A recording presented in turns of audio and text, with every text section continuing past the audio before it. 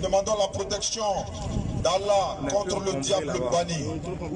Bismillahirrahmanirrahim signifie c'est au nom d'Allah, le tout miséricordieux, le très miséricordieux. Nous sommes ici aujourd'hui sur l'espace de Figayo à Yopougon. C'est à Abidjan, c'est en Côte d'Ivoire. Aujourd'hui, c'est le 21 janvier. En 2021, ce qui correspond au Jumad al-Akhira 1442 de l'Égypte, calendrier musulman. Nous faisons la dawa dans la rue, la dawa de la rue. Beaucoup de personnes non musulmanes ont peur ou ne s'approchent pas de nos mosquées. Nous déportons la mosquée vers vous. Il y a des questions auxquelles vous vous posez des questions sur l'islam.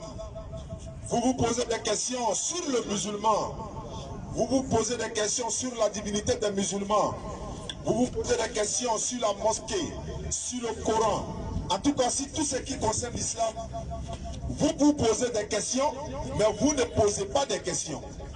Alors que si l'opportunité s'ouvre à vous pour vous permettre de poser des questions, je pense que la Bible et le Coran sont clairs. Jean 8, 32, Jésus-Christ dit, vous connaîtrez la vérité et la vérité vous affranchira. Allah nous dit dans le Coran, Surah 49, verset 6, quand un pervers vous envoie une information, vérifiez l'information d'abord pour ne pas faire d'injustice à autrui. Étant musulmans, nous venons vous appeler à l'islam.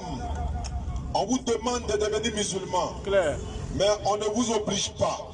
Parce que Surah 2, verset 256, Allah dit, nulle contrainte en religion, car le bon chemin s'est distingué délibérément. On n'oblige pas quelqu'un à devenir musulman, mais on peut enseigner, on peut prêcher à quelqu'un. Avec ce message de prédication, il peut devenir musulman.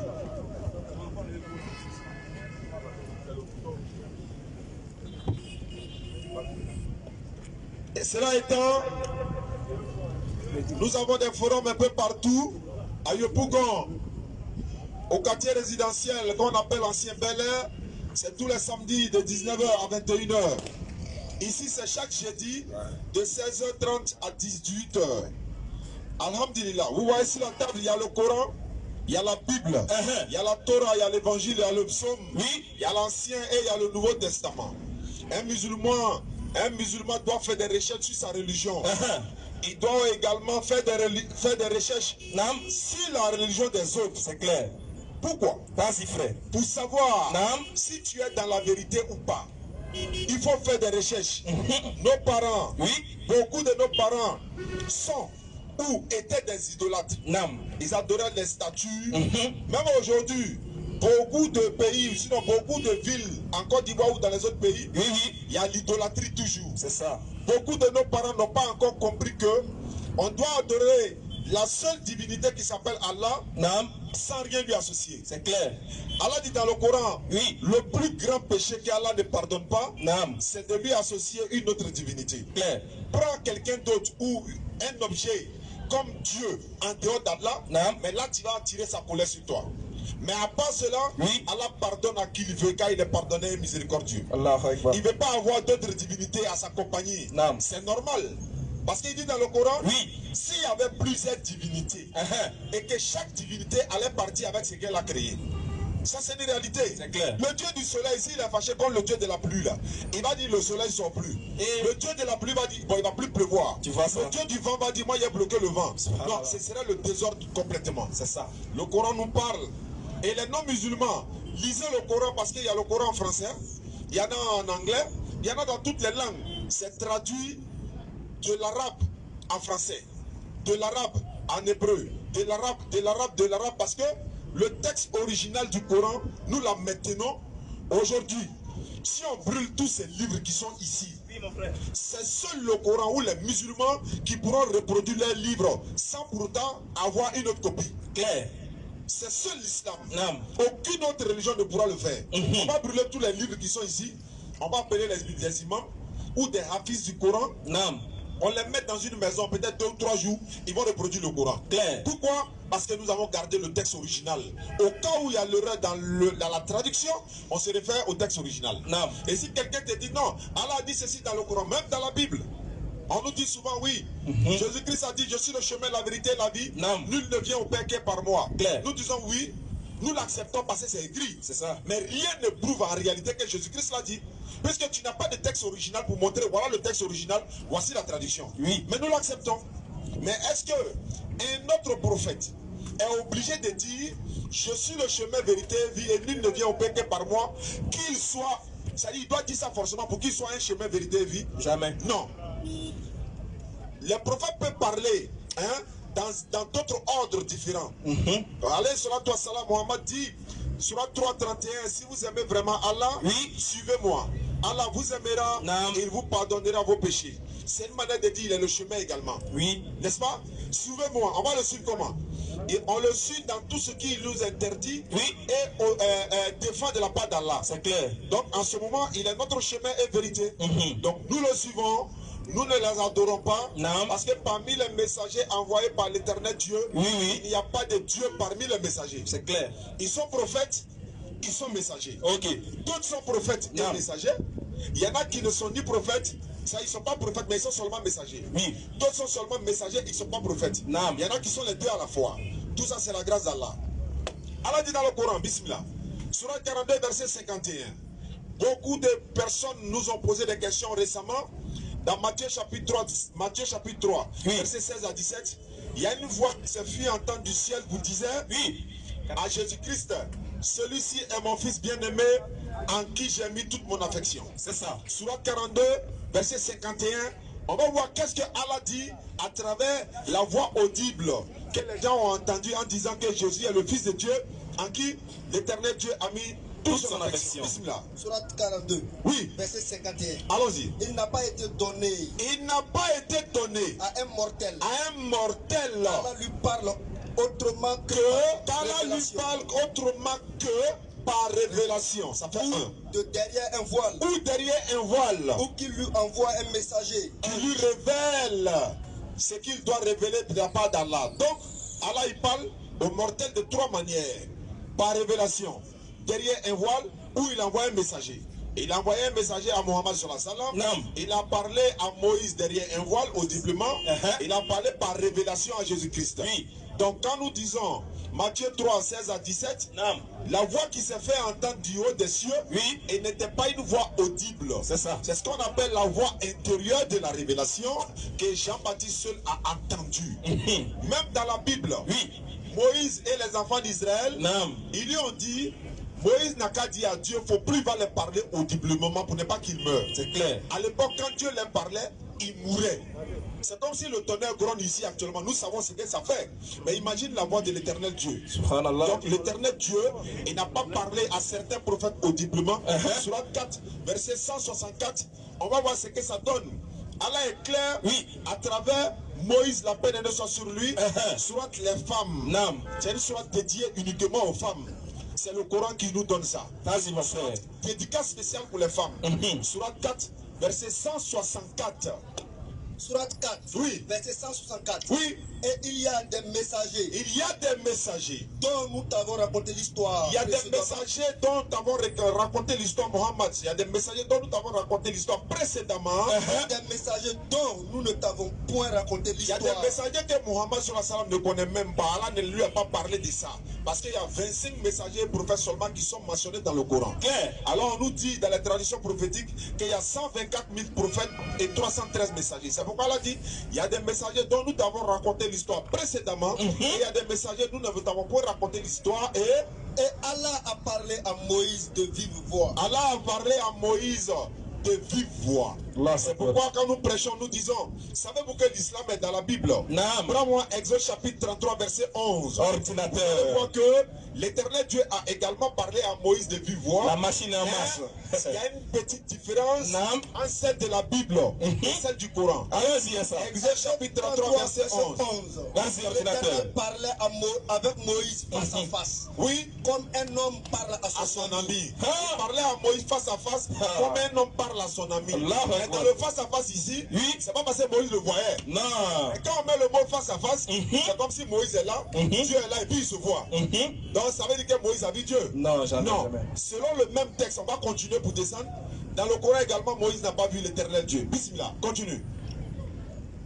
L'Éternel parlait avec Moïse face à face, comme un homme parle à son ami. D'accord. Puis Moïse retournait au camp, mais son jeune serviteur Josué, fils de Nun, ne sortait pas du milieu de la tente. Allons-y. Moïse dit à l'Éternel, il dit à Dieu l'Éternel, voici tu me dis, fais monter ce peuple et tu ne me fais pas connaître qui tu enverras avec moi. Non. Cependant, tu as dit, je te connais par ton nom et tu as trouvé grâce à mes yeux. C'est ça. Maintenant, si j'ai trouvé grâce à tes yeux, Moïse dit à Dieu, donc si tu reconnais que tu m'aimes vraiment, fais-moi connaître tes voies. Alors je te connaîtrai. Et je trouverai grâce, encore grâce à tes yeux. Considère que cette nation est ton peuple. Allons-y. L'Éternel répondit, je marcherai moi-même avec toi. Je marcherai moi-même avec toi, Moïse. Et je te donnerai le repos. Dieu n'a pas marché à un Moïse lui-même. Ça s'appelle la métaphore de la Bible. S'il a marché avec Moïse quelque part en Égypte où Moïse est né, mais on allait assis au gré. Et voilà, Dieu est Moïse. Ils ont marché. Non, c'est pas cette façon-là. Non, c'est pas comme ça, il faut comprendre. Je répète encore, il y a le langage prophétique dans la Bible et dans le Coran. Il va falloir que nous apprenions ce langage-là. C'est clair. Continue. Moïse lui dit, si tu ne marches pas toi-même avec nous, ne nous fais point partie d'ici. D'accord. Comment sera-t-il Comment ça va se passer? Certain que j'ai trouvé grâce à tes yeux. Moi et ton peuple. Ne sera-ce pas quand tu marcheras avec nous et quand nous serons distingués, moi et ton peuple, de tous les peuples qui sont sur la face de la terre. L'Éternel dit à Moïse, il dit à Moïse, je ferai ce que tu me demandes. On est au verset combien? 17. Allons-y. Je ferai ce que tu me demandes. Car tu as trouvé grâce à mes yeux. Allons-y. Et je te connais par ton nom. Moïse dit, fais-moi voir ta gloire. Moi, je vais te voir maintenant. Voilà la partie du film qui va être compliquée. Allons-y. Je vais te voir toi-même. Allons-y. L'Éternel répondit, il dit à Moïse, je ferai passer devant toi. Non, c'est ma gloire qui va passer toute devant ma toi. bonté. Et je proclamerai devant toi le nom de l'Éternel. Je fais grâce à qui je fais grâce et je fais miséricorde à qui je fais miséricorde. Continue. L'Éternel dit, Dieu dit à Moïse, tu ne pourras pas voir ma face. Il y a une raison pour laquelle tu ne peux pas me voir. Car l'homme ne peut me voir et vivre. Allah Akbar. Il n'y a pas un être qui peut moi me voir et puis tu vas vivre. L'homme ne peut me voir et personne ne peut voir Dieu et puis va vivre. Bon, on nous dit non, Dieu même est descendu en Israël, on l'a vu, et puis on n'est pas mort. Ça fait les anges sont venus parler à Abraham. La Bible a mentionné que c'est l'Éternel lui-même qui était parmi ceux qui sont venus voir Abraham dans Genèse chapitre 18. Nous disons non. Voici un peu le langage biblique. Continue. L'Éternel dit, l'Éternel Dieu dit à Moïse, voici un lieu près de moi. Voilà un lieu près de moi. Tu te tiendras sur le rocher. Faut te cacher là-bas. Quand ma gloire passera, je te mettrai dans le creux du rocher. Et puis, je te couvrirai de ma main jusqu'à ce que j'ai passé. Je vais te couvrir de ma main. L'Éternel Dieu a une main. C'est-à-dire, il saisit sans main. C'est clair. Il entend sans oreille, mais il voit sans yeux. C'est clair aussi. Il parle aussi sans bouche. Écoutez, spirituellement. Et lorsque je retournerai ma main, tu me verras par derrière. Tu me verras par derrière. Donc tu ne peux pas voir ma face. Mais ma face, tu ne pourras pas être vu. D'accord, si on ne voit pas ta face et qu'on voit le derrière, on sait déjà si c'est un animal ou bien si c'est un être humain. Automatiquement on le saura. Non, Nombre 23-19 est clair, Dieu n'est pas un homme, ni fils d'un homme. Nous allons encore plus loin pour dire ceci. Il y a une sœur qui m'a posé la question aujourd'hui par rapport au mariage mixte en islam. Est-ce que nous aimons les chrétiens? Oui. Non. Parce que l'Éternel Dieu parle des chrétiens dans le Coran et la Bible parle des musulmans dans la Bible également. C'est clair. Est-ce que vous comprenez? Tu vois, non? Donc, si un musulman doit-il épouser une chrétienne? La Bible dit non. Le Coran dit tu as raison. Mais en même temps, il y a des sourates dans le Coran, sourate 5, verset 5 par exemple, où l'Éternel Dieu dit, vous est permis la nourriture des gens du livre, notre nourriture leur est permis, mais les femmes vertueuses d'entre les gens du livre, vous est permis également. C'est ça. Mais nous posons la question de savoir, oui, pourquoi un musulman ne peut pas marier une femme chrétienne? Est-ce que nous les détestons? Non. Est-ce que nous les détestons? Nous disons non. Est-ce que nous les aimons? Nous disons oui, alhamdulillah. Mais qu'est-ce qui se passe? La Bible dit, dans 1 Corinthiens 7, verset 39, la femme est liée à son mari pendant tout le temps qu'ils vivent ensemble. Si son mari meurt, elle est libre de se marier avec qui elle veut, en condition que cet homme-là soit un chrétien. La Bible est claire, nous les musulmans on est d'accord. Pourquoi? Ils adorent le même Dieu. Ils rentrent par la même porte, ils sortent par la même porte. Genèse 2, 24. L'homme quittera son père et sa mère et s'attachera à sa femme, les deux deviendront une seule chair. Le Coran également dit, sourate 2, verset 221, n'épousez pas les femmes associatrices tant qu'elles n'auront pas la foi. Certes, une esclave croyante est mieux qu'une associatrice, même si elle vous enchante. Ne donnez pas d'enfants aux associateurs, même s'ils vous enchantent. Certes, un esclave croyant est mieux qu'un associateur, même s'il vous enchante. Les associateurs invitent au feu, alors que Allah invite au pardon et au paradis au pardon. C'est clair. Donc le verset est clair pour dire, on ne peut pas marier une femme chrétienne dans quel sens? Pas parce qu'on les déteste. Moi je dis que, moi mon Dieu là, il n'est pas un homme. Claire. Il n'est pas fils d'un homme. La Bible me confirme dans Nombre 23, 19, Dieu n'est pas un homme, ni fils d'un homme. C'est ça. Ma femme chrétienne va dire, Dieu a tant aimé le monde, il a donné son fils unique, afin que quiconque croit en lui ne périsse point, mais ait la vie éternelle. C'est clair. Hein? Sourate 20, verset 132, s'il te plaît. Donc, si dans ce contexte-là, nous sommes ensemble dans la même maison, elle va à l'église, je vais à la mosquée. Est-ce que je l'aime? Non. Est-ce que je crois à sa religion? Non. Est-ce que je veux le bonheur? Aime ton prochain comme toi-même là. Est-ce que j'applique ça? Non. Parce que dans ma conscience musulmane là, je sais que c'est quelqu'un qui ne confesse pas que Allah c'est le véritable Dieu et Mohammed sallallahu alayhi wa sallam est son envoyé. Si tu meurs sans te repentir, tout doit en enfer. Sourate 20. Oui. Verset 132. Vas-y frère. Et commande à ta famille. Allah dit à son prophète Mohammed sallallahu alayhi wa sallam, commande à ta famille. La salate. Et fais-la avec persévérance. Il dit de commander à ta famille la salate. Mais si ma famille, une partie est chrétienne, je leur commande la salate comment? Question. Je leur commande la salate comment? Sourate 5, verset 72.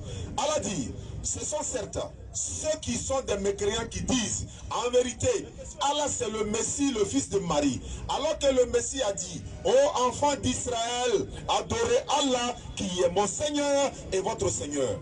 Quiconque associe à Allah d'autres divinités, Allah lui interdit le paradis, son refuge sera le feu pour les injustes, pas de secoureurs. Ordinateur. Ma femme est chrétienne, elle dit Jésus est Dieu, alors que Jésus lui-même dit dans le Coran, quiconque associe à Allah d'autres divinités, Allah lui interdit le paradis. Je ne peux pas être là, voir mon épouse et mes enfants aller adorer Jésus, étant musulman, et bien sachant bien que le Coran m'avertit qu'ils seront en enfer, mais je ne suis pas gentil. C'est pourquoi musulman marie musulman, chrétien même doit marier chrétien, c'est la Bible qui le dit. Parce que si ma femme croit à ma religion là, elle va devenir musulmane. Mais pourquoi elle reste musulmane? Et puis elle-même, mais je suis chrétien. Ou bien je suis musulman, elle est chrétienne, mais nous nous aimons. Maintenant, si nous nous aimons là, est-ce qu'elle croit à ma religion? Non, elle ne croit pas. Est-ce qu'elle est sûre que moi j'irai au paradis si je suis musulman? Elle sait que je n'irai pas au paradis, mais elle ne peut pas me le dire. Donc ça est dans son cœur. Nous disons non. Maintenant, ceux qui peuvent le faire, on nous dit, un homme musulman peut marier une chrétienne. Mais un chrétien ne peut pas marier une musulmane. L'objectif c'est quoi? C'est que quand le monsieur musulman marie une chrétienne, pour que lui puisse la ramener à l'islam. Maintenant, si toi tu es fan, tu as dépassé, toi mais tu es devenu chrétien. On va où maintenant? Parce qu'on a vu des cas comme ça. On il faut aller la ramener dans l'islam. Lui-même il est parti devenir chrétien. Il est devenu chrétien, il dit tu veux bien. Imagine ça à son 4 heures du matin. Son 4 heures est là. Vous n'êtes pas là-bas lorsque ça. Est-ce que vous comprenez? Quand tu te réveilles le matin, tu dis bon, c'est comment? On dit c'est comment? Tu dis à ta femme, toi maintenant il est 2 heures du matin, tu es en Jones, tu dis à ta femme, c'est comment? Elle dit Où était au Figaro là? C'est pas toi qui disais que Jésus n'est pas Dieu. T'as dit moi, pas Dieu. Il est Dieu. Et puis il est mort pour nos péchés. Tu as besoin de quelque chose. Tu vois. Là-bas, là, tu as confessé que Jésus est Dieu. Il est fils de Dieu. Il est mort. Et puis demain, on va à l'église ensemble même. Vous partez à l'église ensemble alors que tu étais censé la ramener. Et les enfants dans tout ça là, leur sort c'est quoi? Non, c'est pas bon. La Bible est claire. On ne doit pas marier un musulman. C'est la Bible qui le dit. 1 Corinthiens 7, 39, vous pouvez prendre également Deutéronome chapitre 5, verset 7. Ordinateur. Oui, Deutéronome 7, verset 3. Voilà. Deutéronome chapitre 7, verset 3. Et lui-même il se croit. Voilà. Et je suis présent, mon frère. Donc, est-ce que vous comprenez? Non. Cela étant, nous musulmans, oui, nous aimons toutes les autres religions, mais nous disons selon le Coran et la Bible. Si vous n'êtes pas musulman, le paradis vous sera fermé. Selon la Bible et le Coran. Mon devoir n'est que la transmission du message. C'est clair. Vous amener à comprendre l'islam, à ne pas juger l'islam de loin. Non. Les musulmans sont des terroristes. Oui. Les musulmans sont des djihadistes. Mais alors qu'il y a des musulmans dans ta cour commune où tu dors là, ils t'ont jamais tué. Ils t'ont jamais lancé de bombes. Tu vois, non? Donc Allah nous dit dans le Coran, Surah 5 verset 8, la haine pour un peuple ne doit pas nous inciter à être injuste contre ce peuple-là. Salam alaikum. Bienvenue au Figaro. Aujourd'hui c'est jeudi, c'est chaque jeudi et chaque samedi au quartier millionnaire. On vous invite là-bas à Saint-Louis de 19h à 21h. Salam alaikum. Bismillah. Wa alaikum salam wa rahmatullahi wa barakatuh. C'était là. Assalamu alaikum wa rahmatullahi wa barakatuh. Soyez les bienvenus au forum. Ça s'appelle ici la dawa dans la rue. Et non la dawa de la rue, c'est la dawa dans la rue. Parce que ici c'est la connaissance à ciel ouvert. C'est-à-dire on essaie de parler de ce qui concerne la religion, ce qui concerne la divinité, ce qui concerne le salut. À ciel ouvert et nous ne trions pas. Nous prenons toutes sortes de questions et nous parlons de tout sujet qui concerne Dieu. Voilà, aujourd'hui, l'ordinateur est en train de nous briefer, essayer de nous répondre à quelques questions qui étaient posées en interne. Donc il faut que cela soit expliqué à l'externe pour que les gens arrivent à comprendre. Donc aujourd'hui, nous allons tous abonder dans le sens que l'ordinateur nous a mis. Toujours est dit que nous suivons les pas du maître. Toujours est dit que l'optique première qui nous conduit ici, c'est de vous amener à adorer le créateur et non la créature.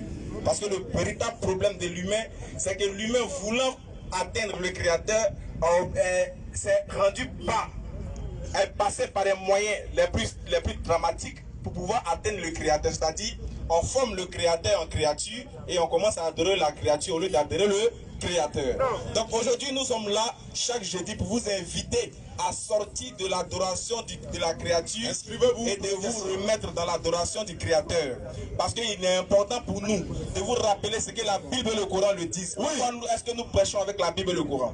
Nous prêchons avec la Bible et le Coran parce que les premiers que nous appelons, les premiers que nous invitons et les premiers aptes à nous écouter et à nous comprendre sont nos frères chrétiens. Parce que nous avons un seul et unique Père qui est Abraham. Et c'est d'Abraham que nous venons et il est nécessaire que nous essayions de trouver un terrain d'entente sur la parole de Dieu. C'est pour ça qu'Allah dit dans la Sourate 3, le verset 20. Allah dit, appelle les gens, il dit, oh vous qui avez cru, il demande aux musulmans de venir s'asseoir avec les gens du livre et de discuter avec eux de la meilleure des façons. Et il nous dit dans la Sourate 16, le verset 125, que c'est par la sagesse et la bonne exhortation. Allez appeler les gens au sanctuaire de votre Seigneur et discuter avec eux de la meilleure façon. Sourate 16, verset 125. Merci ordinateur. Je viens de me réveiller. Voilà, merci beaucoup. Donc c'était dans ce projet-là, dans ce projet divin et spirituel que nous sommes. Voilà pourquoi il est important. Il y a une sœur qui nous posait la question la dernière fois de savoir, mais il dit affaire des chrétiens et puis musulmans là, c'est comment?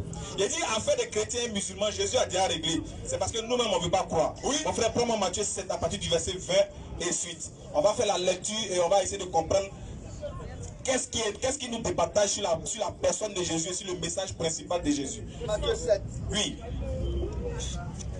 Matthieu 7. Oui.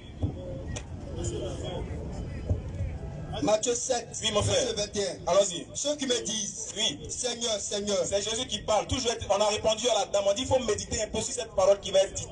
On va voir la parole dans la Bible, non, et puis on va retrouver cette trace-là dans le Coran. On continue. Ceux qui me disent Seigneur, Seigneur. Jésus dit ceux qui me disent Seigneur, Seigneur n'entreront pas tous dans le royaume des cieux. C'est pas tous qui vont aller au paradis. Mais celui-là seul qui fait la volonté de mon Père qui est dans les cieux. Précision détail. Tout le monde ne va pas aller. Tous ceux qui disent Seigneur, Seigneur ne vont pas aller au paradis. Mais celui-là seul qui fait la volonté de mon Père qui est dans les cieux. Donc en d'autres termes, si tu fais la volonté autre que la volonté du Père de Jésus, si tu fais la volonté de Jésus lui-même, oui, tu connais déjà ton sort. Jésus a déjà dit. Mais on continue la suite, ça donne intéressant. Allons-y. Plusieurs me diront en ce jour. Il dit plusieurs me diront en ce jour-là. Seigneur, Seigneur. Seigneur. N'avons-nous pas prophétisé par ton nom? On a dit à Tati, la Tati, qui prophétise au nom de Jésus sur la terre ici? On le connaît. Continue. N'avons-nous pas chassé des démons en ton nom? Tati, qui chasse des démons au nom de Jésus? Et n'avons-nous pas fait beaucoup de miracles par ton nom? On dit Tati, qui fait miracle sur la terre au nom de Jésus? Mais qu'est-ce que Jésus va dire? Alors je leur dirai ouvertement. Il dit, il ne va pas dire ça en cachette. Je leur dirai ouvertement. C'est bizarre. Qu'est-ce qu'il va dire ouvertement? Je ne vous ai jamais connu. Et je ne vous ai jamais connu. Je vous connais. Je ne vous ai jamais connu. Je vous ai vu. Je ne vous ai jamais connu. En fait, je vous connaissais avant. Je ne vous ai jamais connu. Il dit, je ne vous ai jamais connu. Négation totale. Retirez-vous de moi. Retirez-vous de moi. Vous qui commettez l'iniquité. Vous qui commettez l'iniquité. Mais pourquoi il vous chasse alors que vous avez fait des miracles en son nom? Pourquoi il vous dit qu'il ne vous a jamais connu alors que c'est en son nom que vous avez fait tout ça là? Répentons-nous La par Tanti a remué sa tête, elle a commencé à rire. On dit Tanti, l'heure n'est pas au sourire mais à la réflexion. On va prendre le même verset, la même interrogation dans le Coran. Regardez bien ce que Allah nous dit dans le Coran concernant Jésus. C'est très important. Écoutez bien, là-bas la maman c'est encore plus explicite. Parce qu'Allah nous dit ce qui va se passer au jour de la résurrection. Dans les moindres détails, pour ne pas qu'on ait des arguments échappatoires au jour du jugement dernier. Continue mon frère. Sourate 5. Ça se trouve dans la sourate 5. Verset 116. À partir du verset 116 et suite. C'est trop intéressant. Continue. Allah dit. Allah dit. Rappelle-leur. Allah il demande au prophète de vous rappeler, de nous rappeler tous. Le moment où Allah dira. Le moment viendra où Allah il va dire. Oh Jésus. Il va appeler Jésus et dire, bon viens ici, viens ici. Viens, viens. Oh Jésus, fils de Marie. Jésus, fils de Marie. Est-ce toi que qui a demandé aux gens, prenez-moi ainsi que ma mère pour deux divinités en dehors d'Allah? Allah il dit, Jésus, c'est toi qui as dit aux gens, ils n'ont qu'à t'adorer toi et puis ta maman. Jésus, c'est toi qui as dit aux gens sur la terre ici de t'adorer toi et puis ta maman. Wallahi, je ne l'ai jamais dit. Il dira, oui, gloire et pureté à toi. Voici la réponse de Jésus. Il dit, subhanallah, allons-y. Il ne m'appartient pas de déclarer ce que je n'ai pas le droit de dire. D'abord, regardez bien les intellectuels. Il ne m'appartient pas de déclarer ce que je n'ai pas le droit de dire. Si je l'avais dit. Attends, on va décortiquer un peu cette partie. Il ne m'appartient pas de déclarer ce que je n'ai pas le droit de dire. Regardez comment c'est dangereux. Non seulement il ne lui appartient pas de dire cette chose-là, mais en plus, il n'a pas le droit de dire. C'est-à-dire, c'est interdit formellement, catégoriquement, de dire que toi tu es Dieu qu'on doit t'adorer. D'abord, même si tu penses, tu n'as même pas le droit de le dire. Continue mon frère. Si je l'avais dit. Il dit, si j'avais dit ça, tu l'aurais su. Mais Allah, tu allais savoir. Certes. Tu sais ce qui est en moi. Toi, Allah, tu sais ce qu'il y a en moi, Jésus. Je ne sais pas ce qu'il y a en toi. Moi, je ne sais pas ce qu'il y a en toi. Tu es en vérité le grand connaisseur de tout ce qui est inconnu. Tu connais tout ce qui est inconnu. Continue la lecture, ça devient intéressant. Je ne leur ai dit. Il dit, voilà ce que moi je leur ai dit. Tout ce que tu m'as commandé. Tout ce que tu m'as commandé, c'est ce que j'ai dit. Adorer Allah, oui, mon Seigneur et votre Seigneur. Mais Oustaz, il a dit ça où? Jean 17, Jésus dit, ne me touche pas, car je ne suis pas encore monté vers mon Père, mais va trouver mes disciples, dis-leur que je monte vers mon Père qui est votre Père, je monte vers mon Dieu qui est aussi votre Dieu. Donc c'est plus que clair et limpide. Il a tout ce qu'il a. En fait, il dit, il ne m'appartient pas de dire, voilà ce que moi j'ai dit. Continue la suite, ça devient intéressant. Bala, c'est toujours intéressant. Si continue. tu les châties. Et il dit, ah, Allah, moi, il n'a pas dit, non, m'a adoré. Maintenant, si toi-même, tu les battras, ils sont tes serviteurs. Ils sont tes serviteurs, je dois te les envoyer ici. Et si tu les pardonnes, maintenant, si tu les pardonnes, c'est toi le puissant, le sage. Tu es puissant et tu es sage. Les frères, allons-y, mon frère. Allah dira. Maintenant, Allah, il va dire. Voici le jour. C'est le jour là. Où la véracité va profiter au véridique. Où la véracité va profiter au véridique. Mon frère, ça me fait penser à un verset de la Bible dans Jean 12 à partir du verset 50 et suite. Ça me donne un peu des frissons. Oui. Est-ce que je me trompe pas? Jean 12, verset 50 et suite.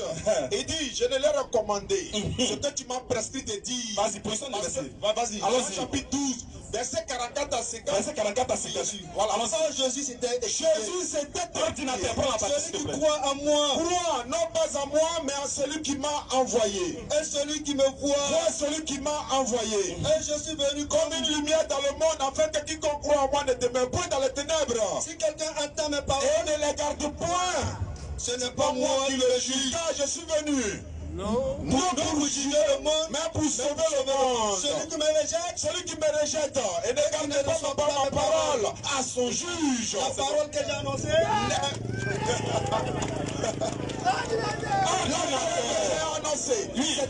Il jugera au dernier jour. C'est pourquoi les choses que je dis, je les dis comme le Père me les a dites. Attaque, oui. En fait, tout ce qui est dans la Bible, là, il n'y a pas de virgule à sauter. On va faire. C'est ordinateur. Souvent, quand vous le voyez dans la rue, payez un peu de café noir pour lui donner, qu'il voit ça le réchauffe. Tous les versets vont vomir pour lui donner. Attaque, oui. Donc voilà qui est clair. Il m'a été dit, il m'a été prescrit. Allah, Jésus dit à Allah que c'est ce que tu m'as dit, ce que tu as prescrit pour moi que j'ai annoncé aux gens. Je n'ai pas demandé à quelqu'un de m'adorer. Je n'ai pas demandé à quelqu'un de faire des choses, d'opérer les miracles en mon nom. Je n'ai pas demandé à quelqu'un d'aller adorer ma mère. Je n'ai pas demandé.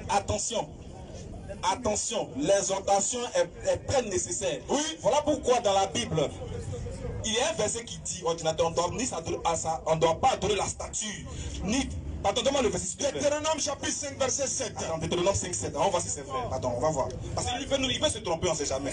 Deutéronome 5, 7. Allons-y. Deutéronome 5, verset 7. Oui. Tu n'auras point d'autre Dieu devant ma face. Continue. Tu ne te feras point d'image taillée de représentation quelconque. Oui, les choses qui sont en haut. Attention. Qui sont en bas sur la terre. Doucement, attention. On dit tu ne feras quoi? Tu ne te feras point d'image taillée. Tu ne te feras point d'image taillée. C'est-à-dire ni de représentation quelconque. Tu dis, il ne faut pas essayer de représenter quelque chose. Parce que ta tête est trop petite pour imaginer Dieu. Ton cerveau est trop fin et trop limité pour pouvoir imaginer la dimension et la profondeur et la quintessence de Dieu. Donc si tu arrives à matérialiser Dieu, tout ce que tu vas penser dans ta tête n'est pas Dieu. Donc si tu l'as représenté, tu deviens automatiquement mécréant, hors sujet. Maintenant continue le verset, mon frère. Tu ne te prosterneras point. Il dit tu ne te prosterneras point devant elle. Et tu ne les serviras point. Jamais, mais les frères, qui ici, quand on est encore il faut ici, vous ne pas dire dans ce monde-là, qui a essayé de représenter Dieu jusqu'à aller se prosterner devant lui? Mais j'ai dit, avant d'imaginer, avant de dessiner quelqu'un ou de faire une statue de quelconque, c'est que tu l'as vu? Ça, c'est quelque chose qui est déjà simple. C'est-à-dire la base même de l'intelligence, de l'intellect, demande à ce qu'on voit pour reproduire. Mais tu n'as pas encore vu et tu reproduis. Donc qu'est-ce qui te pousse à reproduire quelque chose que tu n'as pas vu? C'est Satan. Répentons-nous les gars, répentons-nous avant la mort. Avant la mort, hein? On dit de devenir musulman. Tu as l'impression qu'on te demande de venir appartenir à une secte. Mais une chose est précise, mais une chose est certaine. Nous, on t'invite à venir adorer le Dieu qu'on ne connaît, qu'on ne voit pas. Mais on le connaît, on le ressent au travers de nous. Pourquoi vouloir voir Dieu forcément pour pouvoir savoir qu'il existe? Mon frère, tu n'as jamais vu le vent, mais tu sais que ça existe. Comment? Parce que tu le ressens, tu le perçois au travers de quand il passe. Mais pourquoi toi tu veux voir le créateur du vent? Mon frère, tu n'as jamais vu Satan. Mais tu sais que Satan existe. Il nous fatigue même. Oui. Il nous mène la vie dure. On ne peut traverser la mer, on meurt dans l'eau là-bas à cause de Satan. On sait que Satan nous fait faire des choses, on sait que Satan existe, mais on n'a jamais cherché à le voir physiquement. Pourquoi voulons-nous que lui-même qui a créé Satan vienne se faire massacrer par l'œuvre de sa créature? Pourquoi vous ne voulez pas qu'on dise que Dieu est trop grand, il est trop fort, trop puissant pour se rabaisser à un niveau où Satan aura le dessus sur lui? Quand on dit à chacun sa religion. Oui, c'est normal. Chacun doit pratiquer sa religion. Non, mais n'empêche qu'on dise, attention, n'empêche qu'on dise au féticheur que le fétiche que tu adores ne va te conduire qu'à la perdition. Ça, on le dit, sans pour autant obliger le féticheur à laisser son fétiche. N'empêche qu'on dit aux sorciers, les réunions que tu fais sous les arbres, dans les zones où tu t'envoles, j'ai dit, un moment viendra où tes ailes vont se casser. Tu vas aller rendre compte à celui-là même qui a tout le dossier. Jugement dernier, ça va chauffer. Imaginez-vous au jugement dernier, là il dit, chaque groupe va venir avec son chef à la tête. Oui. Groupe de palabreurs. Et puis il y a son chef en tête. Groupe de Boké, Aminata est devant. Groupe de PD, Mais regardez aujourd'hui. Regardez aujourd'hui. On s'en fout. On a préféré prendre l'importance de cette terre. On s'est dit que c'est ce qu'on vit sur la terre là qui est important. D'ailleurs, les gens chantent vis ta vie parce que quand tu vas mourir, c'est fini. Tu as menti. Tu as menti. C'est parce que tu n'as pas encore vu ce qui se passe après la mort que tu penses que c'est tout, c'est ici qui est tout doux. Imaginez-vous quand on disait à un enfant qui est dans le ventre de sa maman, hey, mon petit si tu es sorti sur la terre, ici, là, ah c'est trop chic. Il y a les laits caillés, il y a les bonnets rouges, il y a les yoplets. Il va dire non, c'est faux. Parce qu'il est dans le ventre de sa maman, il ne paye pas facture. Il ne paye pas courant. Il ne paye pas manger. Tout est gratuit là-bas. D'ailleurs, mais il se mouve comme il veut. Mais quand il sort et il se rend compte de l'évidence, il commence à pleurer. Et puis il sort, il vient sur la terre là, il vit la vie à 20 ans, 30 ans, 40 ans, il ne veut plus mourir. Quand on lui dit qu'après cette vie, il aura une autre vie encore qui t'attend, soit ça sera en enfer ou au paradis, il dit, oh, qui est déjà parti là-bas pour voir que ça existe et puis il est venu nous dire. Je dis toujours, de la manière que personne n'est parti dire que ça existe, c'est de la manière que personne n'est venu nous dire que ça n'existe pas. Donc entre croire et ne pas croire, nous on t'invite à croire. Parce que si tu crois que tu arrives que le jour là c'est Dieu existe, tu as gagné.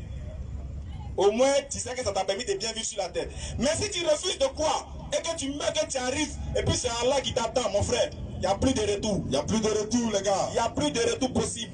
Voilà pourquoi il dit l'absolution n'est point destinée à celui lorsque la mort se présente à lui, dit ah, c'est maintenant que je vais me repentir. Ou bien, regardez pour ceux qui peuvent me créer. Regardez bien, Jésus nous a donné une telle parabole dans la Bible, mais les gens n'ont pas compris.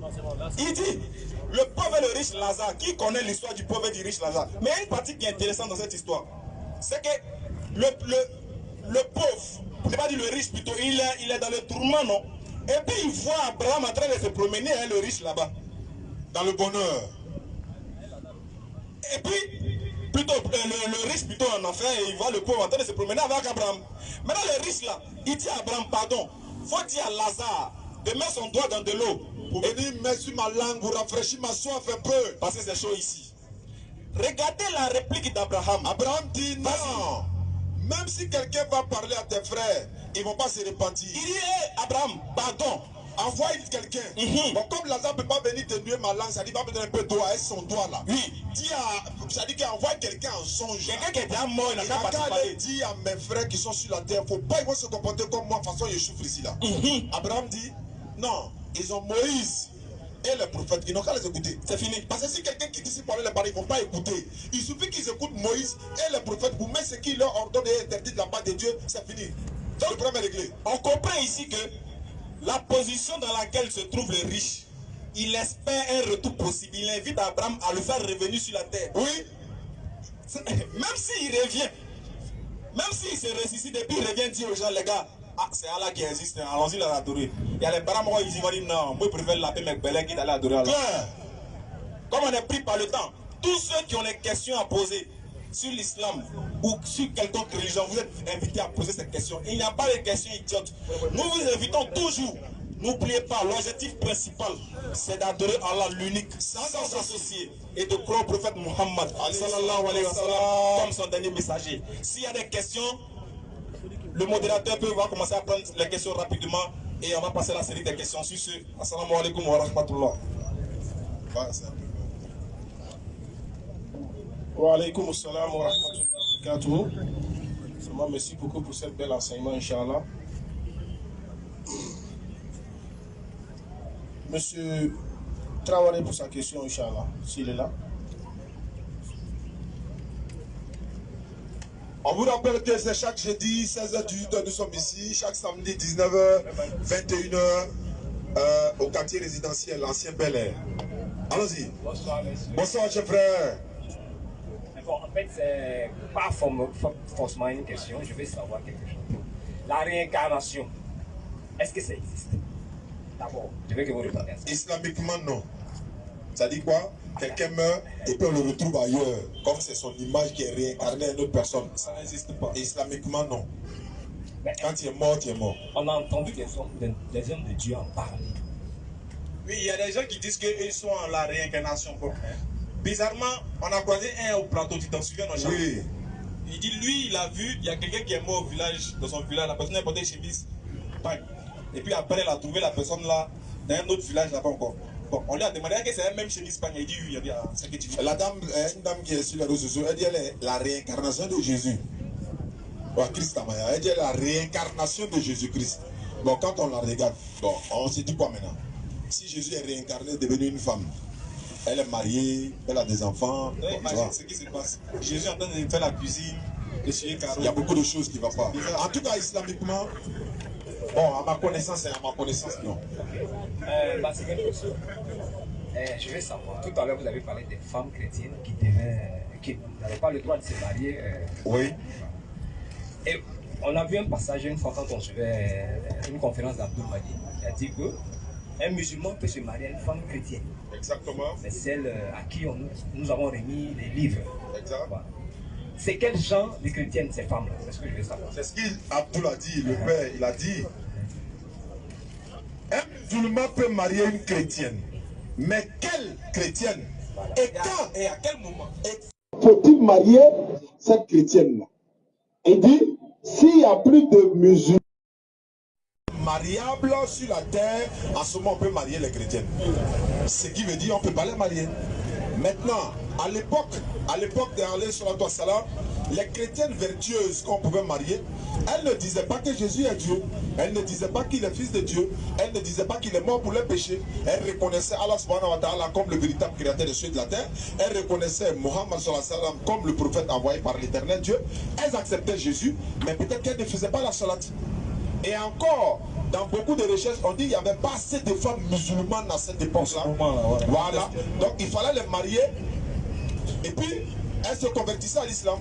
Mais aujourd'hui, là, il y a un cheikh, je ne citerai pas son nom, on l'a croisé comme ça une fois. Il disait que oui, lui, il célèbre des mariages chrétiens, musulmans, à la mosquée et tout. Mais on lui a posé la question. Mais chef, je pense que vous avez 4 femmes. Il dit non, lui a 3 femmes. Ok, 3. Mais est-ce que parmi, tu es d'accord qu'on peut marier une chrétienne? Oui. Mais parmi tes 3 femmes là, il y a une chrétienne dedans au moins pour nous donner l'exemple. Il dit non, elles sont toutes musulmanes. Non, mais si toi tu es d'accord qu'on peut marier une chrétienne, alors que toi tu as 3 femmes musulmanes, il fallait prendre au moins une chrétienne, les 2 autres sont musulmanes. Et puis moi, mais il y a une, voilà ça. Donc on peut le faire. Mais toi tu as 3 femmes musulmanes, et puis tu encourages les gens de marier chrétiens. Les chrétiens disent dans la Bible, 1 Corinthiens 7, verset 39. Tu vas entendre, c'est la Bible qui le dit. 1 Corinthiens 7, verset 39. Vas-y, frère. La femme reste liée à son mari. La femme reste liée à son mari pendant tout le temps qu'ils vivent ensemble. Oui. Si son mari meurt, si au cas où son mari meurt, par exemple, elle est libre de se marier avec l'homme qu'elle veut. Elle a la liberté. Va te marier avec qui elle veut. Et il n'a qu'à être béninois, il n'a qu'à être burkinabé, il n'a qu'à être ivoirien. C'est pas grave. Mais une condition. Mais la condition, c'est quoi? Cet homme doit être chrétien. Il doit être obligatoirement chrétien. Mais tu penses qu'ils ont tort? Mais ils ont raison. Pour tous les chrétiens sincères, et aucun musulman ne peut aller au ciel s'il ne confesse pas. S'il ne dit pas que Jésus est Dieu, fils de Dieu, mort pour ton péché, tu ne seras jamais sauvé. Mais c'est pourquoi on dit, il vaut mieux aller prendre quelqu'un qui dit Jésus est mort pour tes péchés, et puis vous avez la même foi, vous étudiez les enfants ensemble, etc. etc. Donc voilà un peu. C'est pourquoi le Coran a interdit cela. Voilà. Je peux me tromper, hein? Les gens nous suivent en ligne, je peux me tromper. Mais nous disons, le Coran est clair, Allah dit, ceux qui disent que Jésus est Dieu, ils iront en enfer. Voilà, Allah seul sait. Masha'Allah, Oustaz. Monsieur Kofi Jacques, pour sa question. Kofi Jacques, pour sa question, Kofi. Mais Kofi, lève tes yeux, on va déjà tomber. Un Kofi dit de le filmer.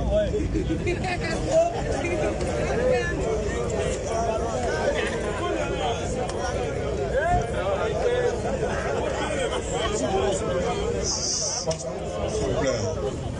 Asseyez doucement les frères. Bonsoir, chers frères. Bonsoir. Bonne arrivée, question. Ma première question, c'est que... Lève un peu le micro, s'il te plaît. Merci. Ma première question, c'est que je voulais savoir, vous parlez beaucoup de Moïse. Est-ce que quand Moïse est mort, je voulais savoir, est-ce qu'ils ont pu l'enterrer ou comment son corps s'est passé? Selon la Bible, les gens ne savaient pas où ils ont enterré Moïse. Deutéronome chapitre 34, verset 1 à 10. Donc on va dire, c'est Allah seul qui sait. Mais dans les traditions islamiques, il est dit que Allah a fait disparaître la tombe de Moïse. Sinon, les Israélites, tellement ils aimaient Moïse là, ils allaient partir l'adorer. Donc il n'a même pas montré la tombe de Moïse à quelqu'un. Voilà ce que les traditions islamiques disent. Mais Moïse est mort à l'âge de 120 ans selon le texte biblique. Deutéronome 34, verset 1 à 10. Voilà. Je n'ai pas bien saisi ce qu'il a dit parce que je voulais savoir, puisque si Allah les fait disparaître là, on ne parle pas de ressusciter à ce moment. Non, il dit qu'il a fait disparaître la tombe pour ne pas qu'on sache où on l'a enterré. Mais est-ce que les gens l'ont vu pour l'enterrer? C'est ce que je voulais savoir. Est-ce qu'ils l'ont vu pour l'enterrer? Si tombe existe, c'est qu'ils l'ont enterré. Oui, exactement. Bon, selon ma connaissance, c'est que le jour qu'il est mort, ils ont envoyé les gens pour aller regarder. Et quand les gens sont partis pour voir, ils ont trouvé que où il était couché dans sa vieillesse, ils n'ont pas trouvé le corps de Moïse. Mais si tu me dis qu'il y a une tombe de Moïse, c'est qu'ils l'ont enterré? Non, en fait, c'est selon le verset biblique, en fait. J'ai dit, selon l'enseignement islamique, là, Oui. il est dit que Allah a fait disparaître. Quand il dit la tombe, là, mais attends, quand on dit tombe, ça ne veut pas forcément dire qu'on t'a enterré. On est d'accord, non? Oui, tu peux être dans une tombe alors que personne n'est enterré. Ou bien, Allah peut envoyer les anges pour aller enterrer Moïse. C'est pas possible? C'est possible. Voilà. Mais je ne peux pas confirmer ça, en fait.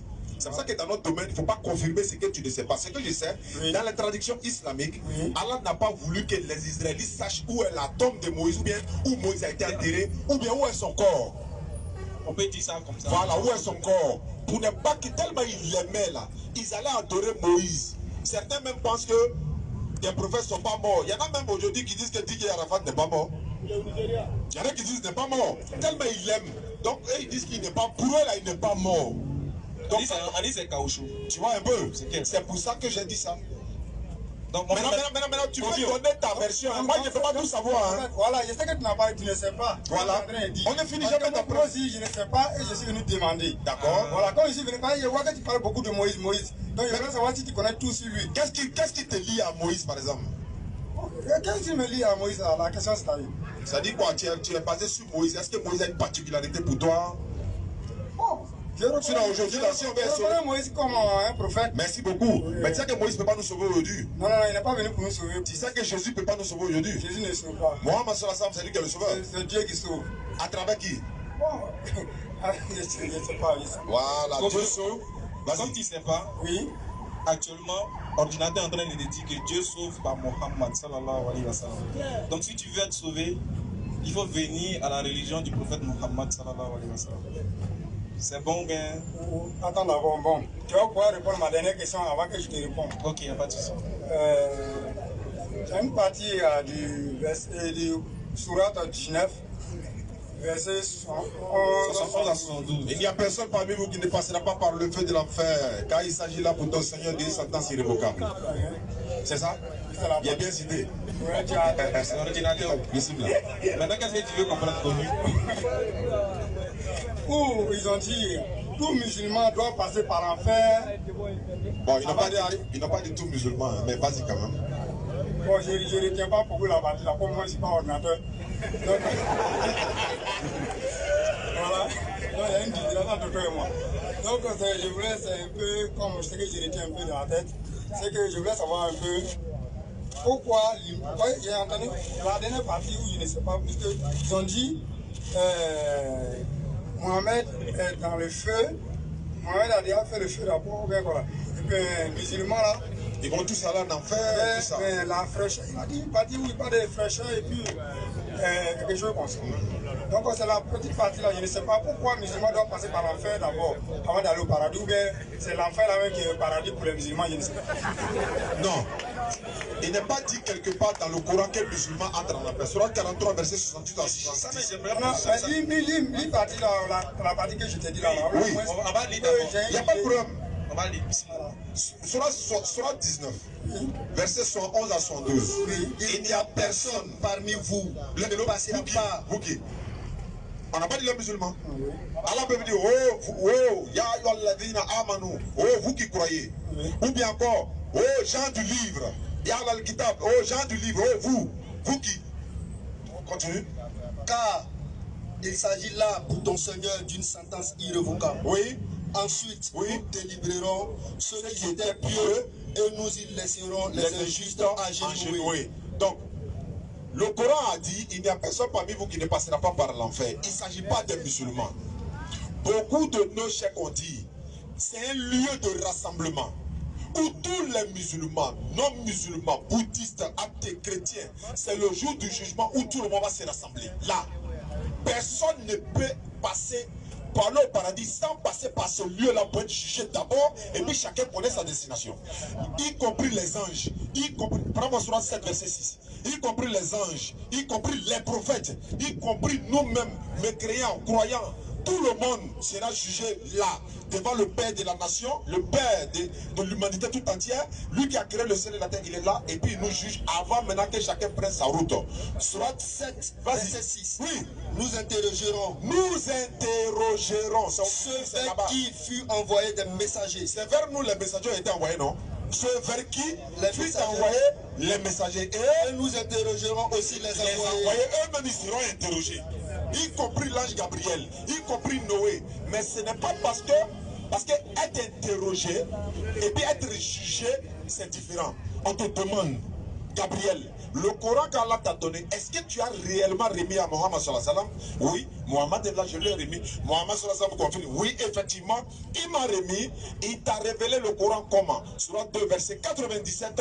Quiconque est ennemi de Gabriel doit savoir que c'est lui, Gabriel, avec la permission d'Allah, a fait descendre cette révélation sur ton cœur qui déclare véridique. Gabriel est innocenté. Ok. Gabriel t'a donné, oui. Qu'est-ce que tu en as fait? Mohammed sallallahu alayhi wa sallam dit, j'ai appelé mon peuple nuit et jour. Je les ai dit, j'ai été envoyé à l'humanité tout entière. Si vous aimez vraiment Allah, suivez-moi. Allah vous aimera, il vous pardonnera vos péchés. Allah va lui dire, ça est dans quel passage? Surat 3, verset 31. Qul in kuntum tuhibbuna Allah fattabi'uni yuhibbukumullah wa yaghfir lakum dhunubakum.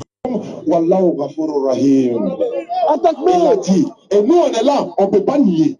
Donc ils seront interrogés, tout le monde sera interrogé au fur et à mesure. Je vais donner une sourate où il est dit dans la sourate 43, versets 68 à 70. Tu vas comprendre que soit 19 soit 11 même ne s'appelle pas des musulmans. Parce que le salut garanti du musulman est rempli dans le Coran, on ne peut même pas finir de compter. Sourate 43, verset 68 à 70. Préparez-vous pour poser la question, on finit à 18h. Surat 43, oui, verset 68. Oh mes serviteurs, vous ne devez avoir aucune crainte aujourd'hui. N'ayez même pas peur. Vous ne serez point affligés. Ah, vous passerez tous par le feu de l'enfer. Vous ne serez point affligés. Il n'y a personne parmi vous qui ne passera pas par l'enfer. Vous ne serez point affligés. Continue. Ceux qui croient à nos signes. Nous croyons aux signes d'Allah, mais ça ne suffit pas. Ils sont musulmans. Et puis ils sont chrétiens. Ceux qui croient à nos signes, ils sont musulmans. Ils sont bouddhistes. Ils sont musulmans. Ils sont judaïstes. Ils sont païens. Ils sont musulmans. Non, ils sont musulmans. Entrez au paradis. Ils vont rentrer ou bien entrer maintenant même? Entrez au paradis. Est-ce qu'ils vont rentrer seuls? Ma femme est chrétienne, qu'est-ce qu'elle fait?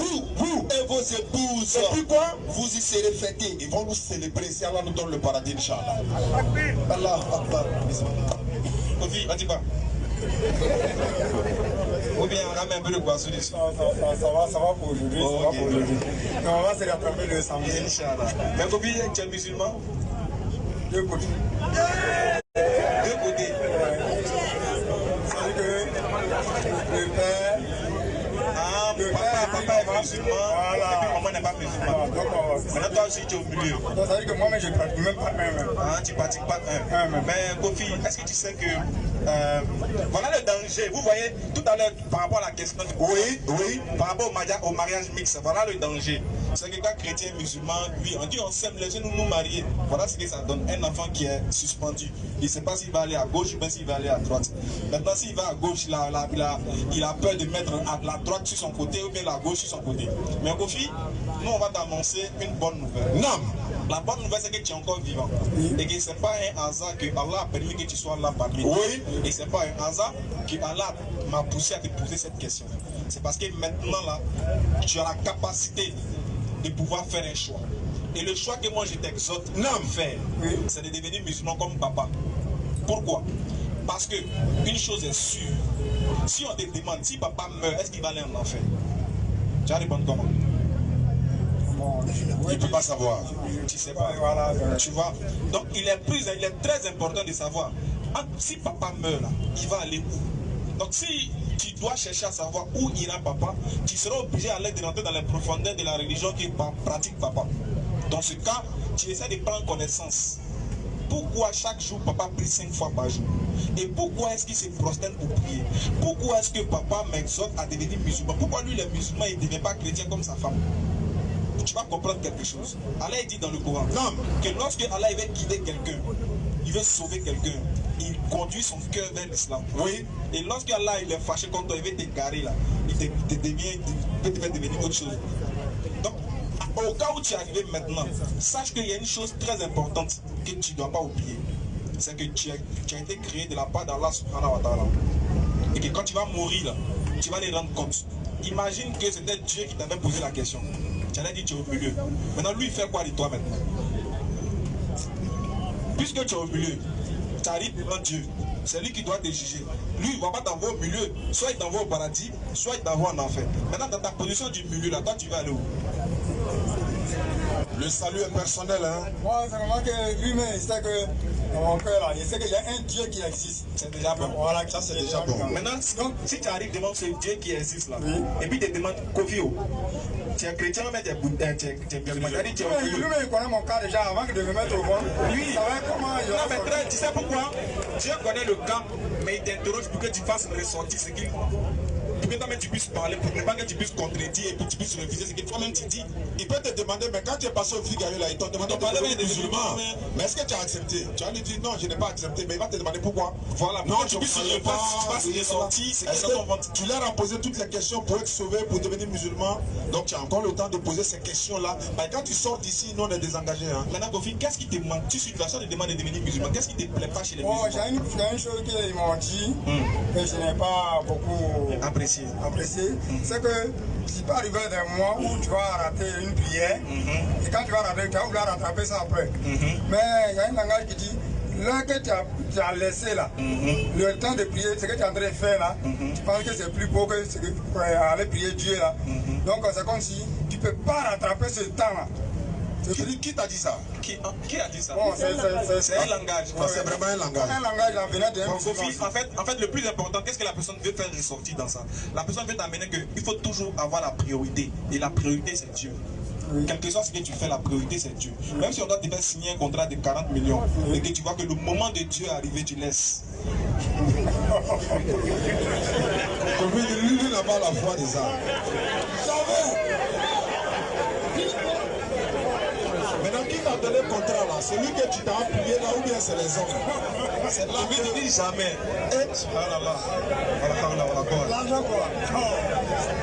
Donc, Kofi, l'argent ne peut pas te sauver au jour du jugement dernier. L'argent ne peut pas te porter direct dans la tombe. C'est quoi qui peut t'apporter quand même un souffle ou bien te donner le paradis? N'est-ce pas? Ce sont tes bonnes actions et l'adoration à Allah. Parce que l'argent qui vient là, que tu vas rater là, ça peut être une tentation. C'est-à-dire qu'il envoie les 40 millions pour voir si tu vas laisser la prière pour aller prendre l'argent. Mais tu t'en vas derrière l'argent, tu n'as pas eu l'argent, tu n'as pas adoré Allah au moment. Mais regarde, vas-y. Allah dit, pour ne pas t'interrompre, qu'est-ce qu'Allah dit dans le Coran? La course aux richesses vous distrait. Allah dit la course aux richesses vous distrait. Jusqu'à ce que vous visitiez les tombes. C'est-à-dire, tout ce que tu as dit, jamais l'argent. Mais Kofio, depuis que tu es sur la terre là, tu es sûr que toi tu peux avoir tout l'argent de ce monde. Jamais. Impossible. Quels que soient tes efforts, quel que soit ton bagage intellectuel, quelle que soit ta force, tu ne seras pas le plus riche du monde. Et puis, grave, ce pourquoi tu as dit jamais là, c'est éphémère. Alors que lui que tu as dit jamais contre lui là, il est éternel. Regarde comment c'est grave. Kofi, moi je préférais que quelqu'un dise ah, c'est un peu dur, mais il a fait un peu. Mais tu dis jamais. Regarde l'argent qui est là. Mon frère, l'argent qui est là n'a jamais résolu quoi que ce soit. Parce que la preuve, On vit dans un monde où il y a des pauvres et il y a des riches. Oui. On vit dans un monde où tout le monde est en quête des biens de ce monde. Mais chose bizarre, on n'arrive pas à s'empêcher de mourir malgré notre argent. Mon frère, tu avais l'argent qui est Amadou Gon Koulibaly. Kofi. Pour l'instant, non. Même pas pour l'instant, mais tu n'auras pas. Pourquoi pas? Tout est possible. Mais je vais dire quoi? Je vais dire, il était riche. Pourquoi son argent ne l'a pas empêché de mourir? Voilà la question. Regarde, il est mort dans un conseil des ministres, au travail, chercher l'argent. Mais quand l'heure d'Allah est venue, il a pris. Pourquoi son argent n'a pas intercédé auprès de lui? C'est sa vie, c'est Allah qui a décidé. Dans la tombe où il est là, tu es sûr que si on lui donne tous les biens de ce monde-là, tu es sûr qu'il va accepter. Il s'en fout. Son seul sort là-bas, là, c'est de savoir, Allah n'a qu'à me donner le paradis. N'a qu'à me donner le paradis, n'a qu'à me pardonner. C'est en ce moment que, je viens, c'est en ce moment que tout ce qu'il a fait sur la terre ici, là, l'argent, voiture, maison, tout est resté sur la terre. Mais qu'est-ce qui a accompagné notre premier ministre dans sa tombe? Ses actions qu'il a posées. Claire, ce qu'il a fait. Aller à la mosquée, faire les dons, faire ceci. C'est ça qui l'accompagne maintenant dans sa tombe. Donc pour dire Kofi, ce qui est plus important, là, ce qui va t'accompagner, ce n'est pas les 40 millions. Ce qui va intercéder pour toi, ce n'est pas les 40 millions. 40 millions, c'est vrai, c'est beaucoup, c'est l'argent. Mais il y a quelque chose qui est plus important que 40 millions, c'est ta vie. Kofi, est-ce que tu es prêt à devenir musulman pour être sauvé demain? Devant les musulmans, c'est ce que je suis en train de vous dire là. Maintenant, voilà, pour répondre à la question de l'argent, c'est-à-dire, on prie 5 fois par jour. Et les prières se font à des moments bien déterminés. Quand tu as raté un moment, tu peux rattraper l'autre moment. Est-ce que tu vois? Tu peux rattraper les prières, sauf que il ne faut pas avoir l'habitude de rater ces prières-là. Sauf que quand tu fais une prière à l'heure, elle est différente que quand tu ne la fais pas à l'heure. C'est que la baraka est différente, les récompenses sont différentes. Mais cela ne veut pas dire qu'il ne faut pas faire la prière, ou bien cela ne veut pas dire qu'il n'y a pas de récompense. C'est-à-dire quoi? Si tu devais prier par exemple à 5 h du matin et que tu te réveilles à 7 h, par fatigue que tu pries, normalement ta prière est acceptée. Tu as les mérites de ta prière, mais tu n'as pas les mêmes mérites que lorsque tu auras fait l'effort de te réveiller à 5 h. C'est-à-dire, je prends l'exemple banal. Si tu devais être pointé sur 100, peut-être que tu seras pointé à 50. Parce que tu ne t'es pas réveillé à l'heure, mais cela ne veut pas dire que tu n'es pas pointé. Il y a des chefs d'entreprise qui sont musulmans. Il y a des gens qui travaillent qui sont musulmans. Quand il est l'heure de la prière, ils vont prier. Ils ne sont pas morts. Donc tu peux être musulman, quand il sera l'heure, tu vas aller prier. Si tu as raté, tu rattrapes. C'est pour ça qu'Allah dit, on n'a pas donné assez de difficultés, on vous a pas donné de difficultés dans la religion. L'islam, c'est pas dur. Il y a toujours une porte dessus. Même quand c'est serré là, Allah dit, il faut trouver un point pour aller prier rapidement. Ça, 5 minutes. La prière, ça fait quoi? C'est comme si tu te connectes avec ton créateur. Tu es déchargé, notre temps, tu es déchargé chez lui. Tu te rappelles 5 fois de lui par jour pour qu'il ait pitié de toi, pour qu'il puisse t'accorder le paradis. C'est tout. Tu finis de chercher tes 40 millions que tu veux. C'est sûr que tu vas retrouver ça encore à ton époque. Allah nous donne la bonne compréhension. Merci beaucoup. Prochaine question. Merci beaucoup, Inch'Allah. Monsieur Oustaz Abdel Fattah pour sa question, Inch'Allah. Abdel Fattah pour sa question. Oustaz Abdel Fattah. Retrouvez-nous chaque jeudi ici à Figayo de 16 h à 18 h, chaque samedi de 19 h à 22 h à Saint-Louis, quartier millionnaire sur le terrain. Salam alaikum, cheikh. Salam alaikum. Wa alaikum salam wa barakatuh. Tout d'abord, merci beaucoup pour cet enseignement. Alhamdulillah. Que Dieu vous protège. Amin, ya Rabbi. Qu'il vous donne une longue vie. Amin, ya Rabbi. J'ai 2 questions à vous poser. Inch'Allah. La première question, c'est concernant ce que vous avez dit ici sur les chrétiens, les musulmans. Le Coran parle des chrétiens et la Bible parle des musulmans. J'aimerais que vous nous aidiez à trouver, même si c'est 2 versets comme ça, bibliquement, qui parlent de l'islam, nommément ou pas. Merci beaucoup, pour que je sois fier de ma religion plus. La deuxième question, je pose en même temps, et puis, est-ce que la Bible a donné un enseignement parfait concernant l'habillement de la femme chrétienne? Parce qu'en islam, dans le Coran, nous avons plusieurs versets qui enseignent la femme comment s'habiller. Et je vois aujourd'hui les femmes chrétiennes, elles s'habillent différemment que les femmes musulmanes. Et c'est tout ce que je veux savoir. Merci. Alhamdulillah, c'est une très bonne question. prend Surat 4, verset 171. Allah parle des chrétiens. Et également dans la Surat 5, verset 69. Ça c'est pour le Coran. On va lire les deux textes où Allah parle des Corans et des chrétiens. Allons-y. Surat 4, Surat des femmes, verset 171. Également dans la Surat 5, le verset 69, où Allah nomme les chrétiens dans ce passage-là. Alhamdulillah. Surat 4, verset 171. 4, verset 171. Aux gens du livre. Aux gens du livre. Chrétiens. Aux gens du livre, il s'agit principalement des chrétiens. N'exagérez pas dans votre religion. Allah leur demande, c'est vrai, vous avez une religion, vous faites la promotion de votre religion, mais une chose qu'Allah vous recommande, s'il vous plaît, n'exagérez pas. À un moment donné, vous avez trop exagéré. Il dit pardonnez, n'exagérez pas dans votre religion. Et ne dites d'Allah que la vérité. Si vous voulez parler d'Allah, regardez, dites seulement la vérité d'Allah. Soit si vous ne savez pas, vous vous taisez. Bismillah. Le Messie Jésus, Jésus-Christ, fils de Marie, que vous voyez là, n'est qu'un messager d'Allah. Il n'est pas Dieu. Il n'est pas fils de Dieu. Il n'est pas un ange. Il n'est qu'un messager d'Allah. Sa parole. Sa parole qu'il envoya à Marie. Sa parole qu'il a envoyée à Marie à travers l'ange Gabriel dans Luc chapitre 1, le verset 26 à 30. Vas-y. Et un souffle de vie venant de lui. C'est un souffle de vie venant d'Allah. Croyez donc en Allah. Non seulement chrétien, il vous demande de croire à Allah, ça fait un. Et en ses messagers. Il dit demande de croire à tous les messagers. Ne dites pas que non, c'est Jésus seul on connaît. On connaît Abraham. Abraham a commis l'adultère. On ne connaît pas. Non, non, non. Et croyez à ses messagers. Et tous. Et ne dites pas trois. Dieu le Père, Dieu le Fils, Dieu le Saint-Esprit. Allah vous demande pardon. Ne dites pas trop. Arrêtez. Cessez. Cessez. Ce sera meilleur pour vous. Allah n'est qu'un Dieu unique. Il est trop glorieux pour avoir un enfant. Voilà le verset qui est clair. On va aller maintenant dans la Sourate 5, verset 69. Allah parle également des chrétiens là-bas. Et il vous donne un bonus dans la Sourate 5, verset 69. Si vraiment vous voulez aller au ciel, vous voulez être sauvé, ce n'est pas par la mort de Jésus-Christ. Qu'est-ce qu'Allah dit dans la Sourate 5, verset 69? Ceux qui ont cru.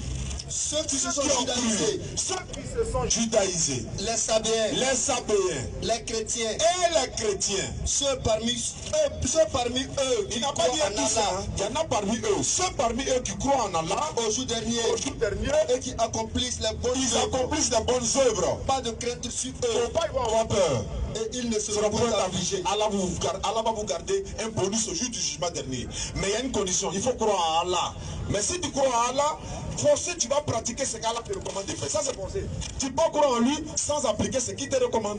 Donc c'est pourquoi il dit, ceux qui se sont judaïsés, les Sabéens, les chrétiens, ceux qui ont cru en Allah, au jour dernier, parce qu'au jour dernier, pourquoi? Ça fait partie des 6 piliers de la foi. Hein? Quand on va mourir, on va être ressuscité et on va rendre compte.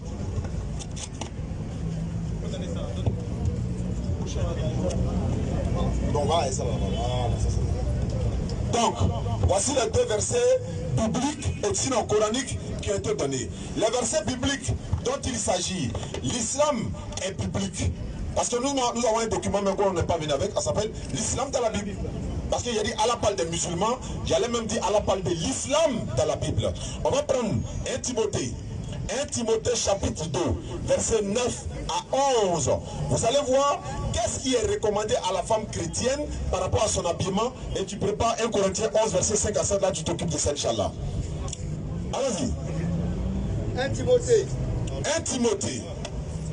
Chapitre 9 et chapitre 2, verset 9. Ensuite, je veux aussi, l'apôtre Paul s'adresse aux chrétiens. Je veux aussi que les femmes vertuent d'une manière décente. Avec pudeur et modestie. Ne se pas ni de tresse. Ni de somptueux, ni d'or, ni de perles, ni d'habits somptueux. C'est-à-dire que pour séduire les hommes là, parce qu'en islam là, ce sont des vêtements qui sont interdits, hein? Des vêtements qui ressemblent aux vêtements des hommes, des vêtements transparents, trop moulants, trop collants, trop attirants, tout ça là. Donc allons-y. Mais qu'elles se parlent des bonnes œuvres. Elles se parlent des bonnes œuvres. Comme il convient à des femmes profession de foi. Service de Dieu. Donc vous voyez, c'est ce qu'ils sont en train de dire dans ce passage. Maintenant, nous là pour le voile de la femme. 1 Corinthiens chapitre 11, j'ai lu. Vas-y. 1 Corinthiens chapitre 11 à partir du verset 3.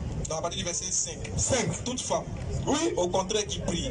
Toute femme au contraire qui prie. Ou qui prophétise. Ou qui prophétise. La tête non voilée. La tête non voilée déshonore son chef. Elle déshonore son chef. C'est comme si elle était rasée. C'est-à-dire que si tu es une femme qui n'est pas voilée, c'est la Bible qui parle aux chrétiennes parce que les musulmanes, pas les femmes du roi, mais les musulmanes se voilent.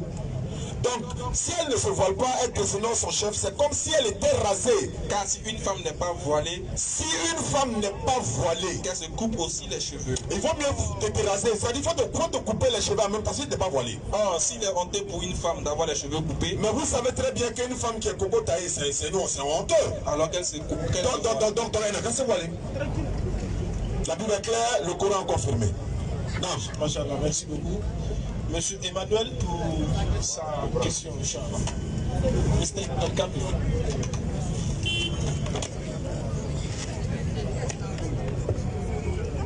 Allez-y. Ok, bonjour, moi c'est Emmanuel. Je n'ai pas de communiquer et communauté, rien. Je vous ai pris aussi en route. Mais je veux juste comprendre certains points. Vous voyez, deux fois je coupe les comprendre. Ok, je dis, je n'ai pas de communauté fils quoi. Je n'ai pas de communauté. J'écoute juste les prédications de certaines personnes, comme vous, comme ça, pour bien comprendre ce qui est bon, pour avancer avec. Je n'ai pas de communauté.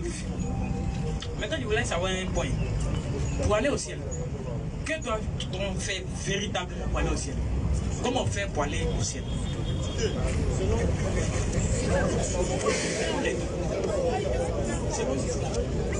Très belle question. Selon l'islam. Oui, on va donner selon l'islam, selon tout le monde, selon les prophètes, parce que c'est les prophètes qui viennent nous parler de la part de Dieu. Voilà, donc selon l'islam, selon Jésus, selon tous les sortes de prophètes. Mais d'abord, moi j'aime les prophètes, comme tu t'appelles Emmanuel. Emmanuel signifie Dieu est avec nous. Voilà, comme ton nom me plaît beaucoup, donc on va commencer par celui-là même qui devait se faire appeler Emmanuel par les chrétiens selon eux. Voilà, donc Luc 18, verset 18. On demande. Voilà la question que tu as posée là. Regarde ce qui m'a dit. Regarde là-bas. Un chef interrogea Jésus. Qu'est-ce qu'il dit? Et dit, bon maître, que dois-je faire pour hériter la vie éternelle? C'est pareil, non? C'est la même question. Jésus lui répondit, pourquoi m'appelles-tu bon? D'abord, il précise. Voilà, mais alors, c'est pas grave. Il n'y a de bon que Dieu seul. Maintenant, qu'est-ce que Jésus dit? Tu connais les commandements. Emmanuel, Manu, tu connais les commandements, non? Voilà, continue. Tu ne commettras point d'adultère. On dit qu'il ne faut pas commettre d'adultère. Tu ne tueras point. Il ne faut pas tuer. Tu ne déroberas point. Il ne faut pas voler. Tu ne diras point de faux témoignages. Il ne faut pas mentir si quelqu'un. Honore ton père et ta mère. Il faut les pognons, les parents. Tu vois, non? Voilà. Continue. J'ai dit. Maintenant, le monsieur dit, j'ai fait tout ça. Observez tout. Parce que c'est ça que si tu demandes ça aussi, c'est-à-dire que toi tu fais ça, tu ne voles pas, tu ne fais pas adultère, tu ne marques pas quelque chose, mais c'est pas grave. Souvent ça nous arrive. Voilà. Donc le monsieur demande ça à Jésus. Et Jésus le ramène à quoi? La connaissance de la loi et la mise en pratique de la loi de Dieu. Parce qu'on ne peut pas dire qu'on croit en Dieu. Regarde bien, on ne peut pas faire cette erreur-là. On ne peut pas faire l'erreur de dire qu'on croit en Dieu et de refuser de pratiquer les commandements de Dieu. Tu ne peux pas dire que tu aimes ta femme et puis tu refuses de manger sa nourriture. Il y a un problème. C'est que tu manges ailleurs. Donc si tu refuses de croire, tu refuses de pratiquer, tu dis que tu crois en Dieu et que tu refuses de pratiquer ses ordonnances et ses prescriptions, c'est que tu as donné un autre Dieu. Donc voilà que Jésus est en train de ramener le frère, le docteur de la loi, à pratiquer les bonnes œuvres, à pratiquer quoi? La loi de l'Éternel. Et qu'est-ce que le Coran nous dit? Pareil, le Coran nous aussi nous ramène, surtout le prophète Muhammad sallallahu alayhi wa sallam, son premier message c'est de venir appeler l'humanité d'abord à l'adoration d'un Dieu unique et à marcher selon les prescriptions et les ordonnances de ce Dieu-là. Donc pour être sauvé, tu dois marcher selon les prescriptions de Dieu. Et ces prescriptions de Dieu actuelles se trouvent dans le Coran. Donc en d'autres termes, tu dois te rallier aux musulmans pour aller au paradis.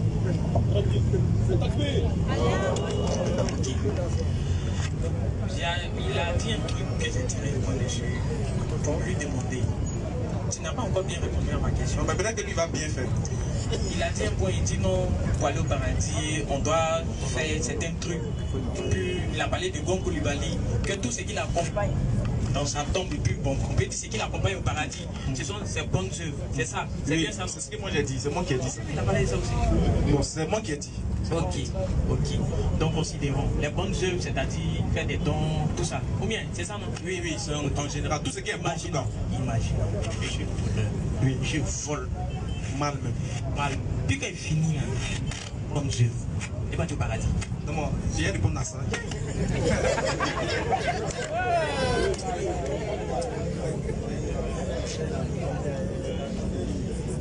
Merci beaucoup.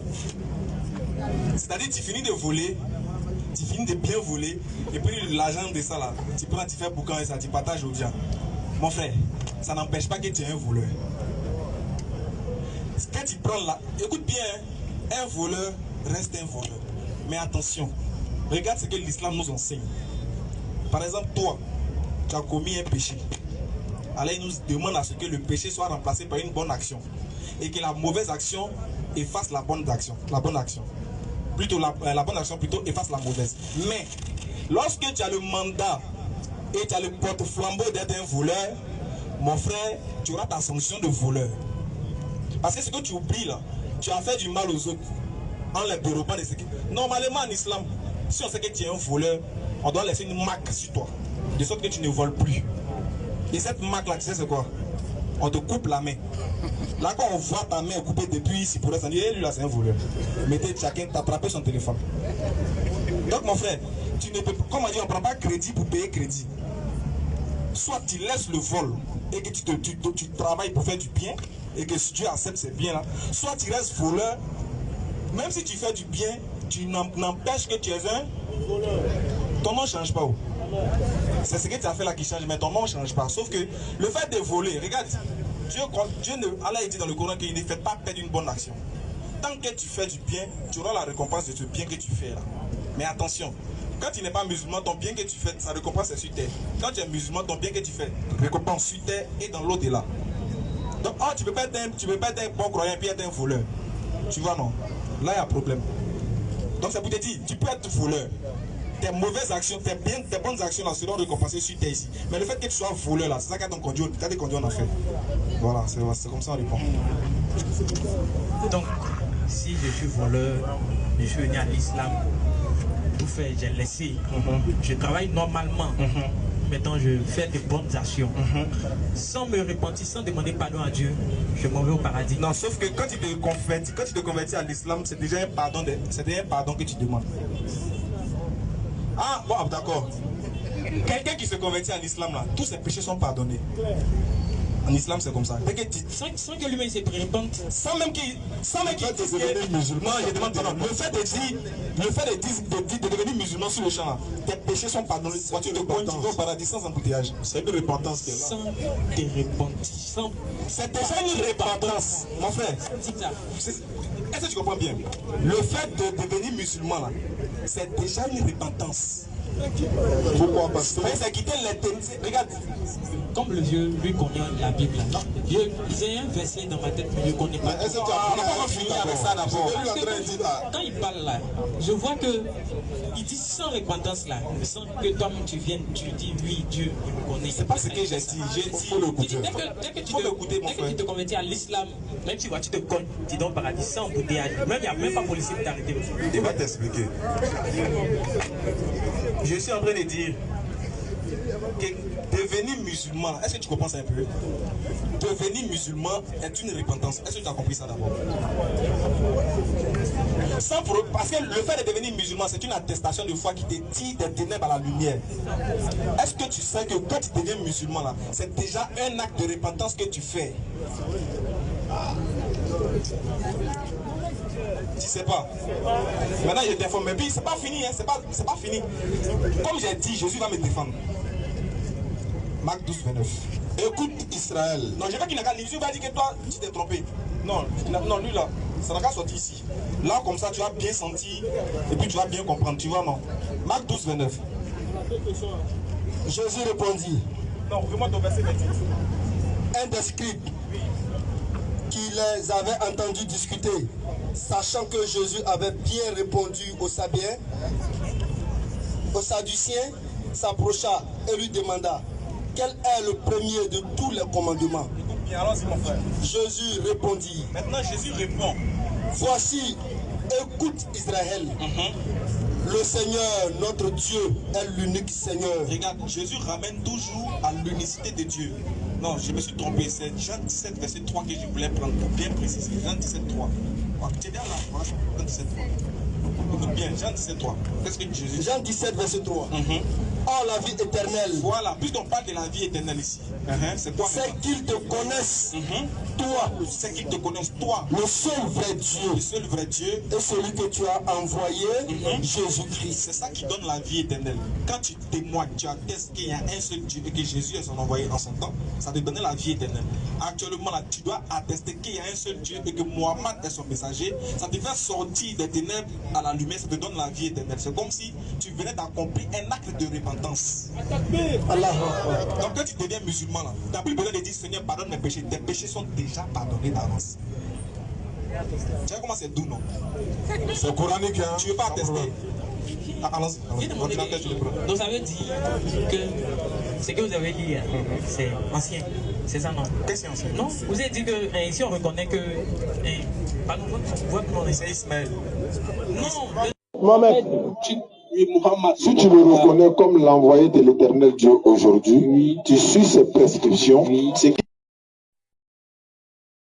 Seigneur, si tu meurs sur cette voie, tu vas au paradis. Donc ça veut dire, c'est ça lui l'a dit. Hein. Oui. Il dit c'est lui maintenant, on doit suivre maintenant. Exactement. Celui qui, c'est qu'il a lu dans la Bible, là où ils ont dit, si tu reconnais que Jésus... Oui, c'était à l'époque de Jésus. Donc ils dit ça c'est ancien dans ça c'est passé.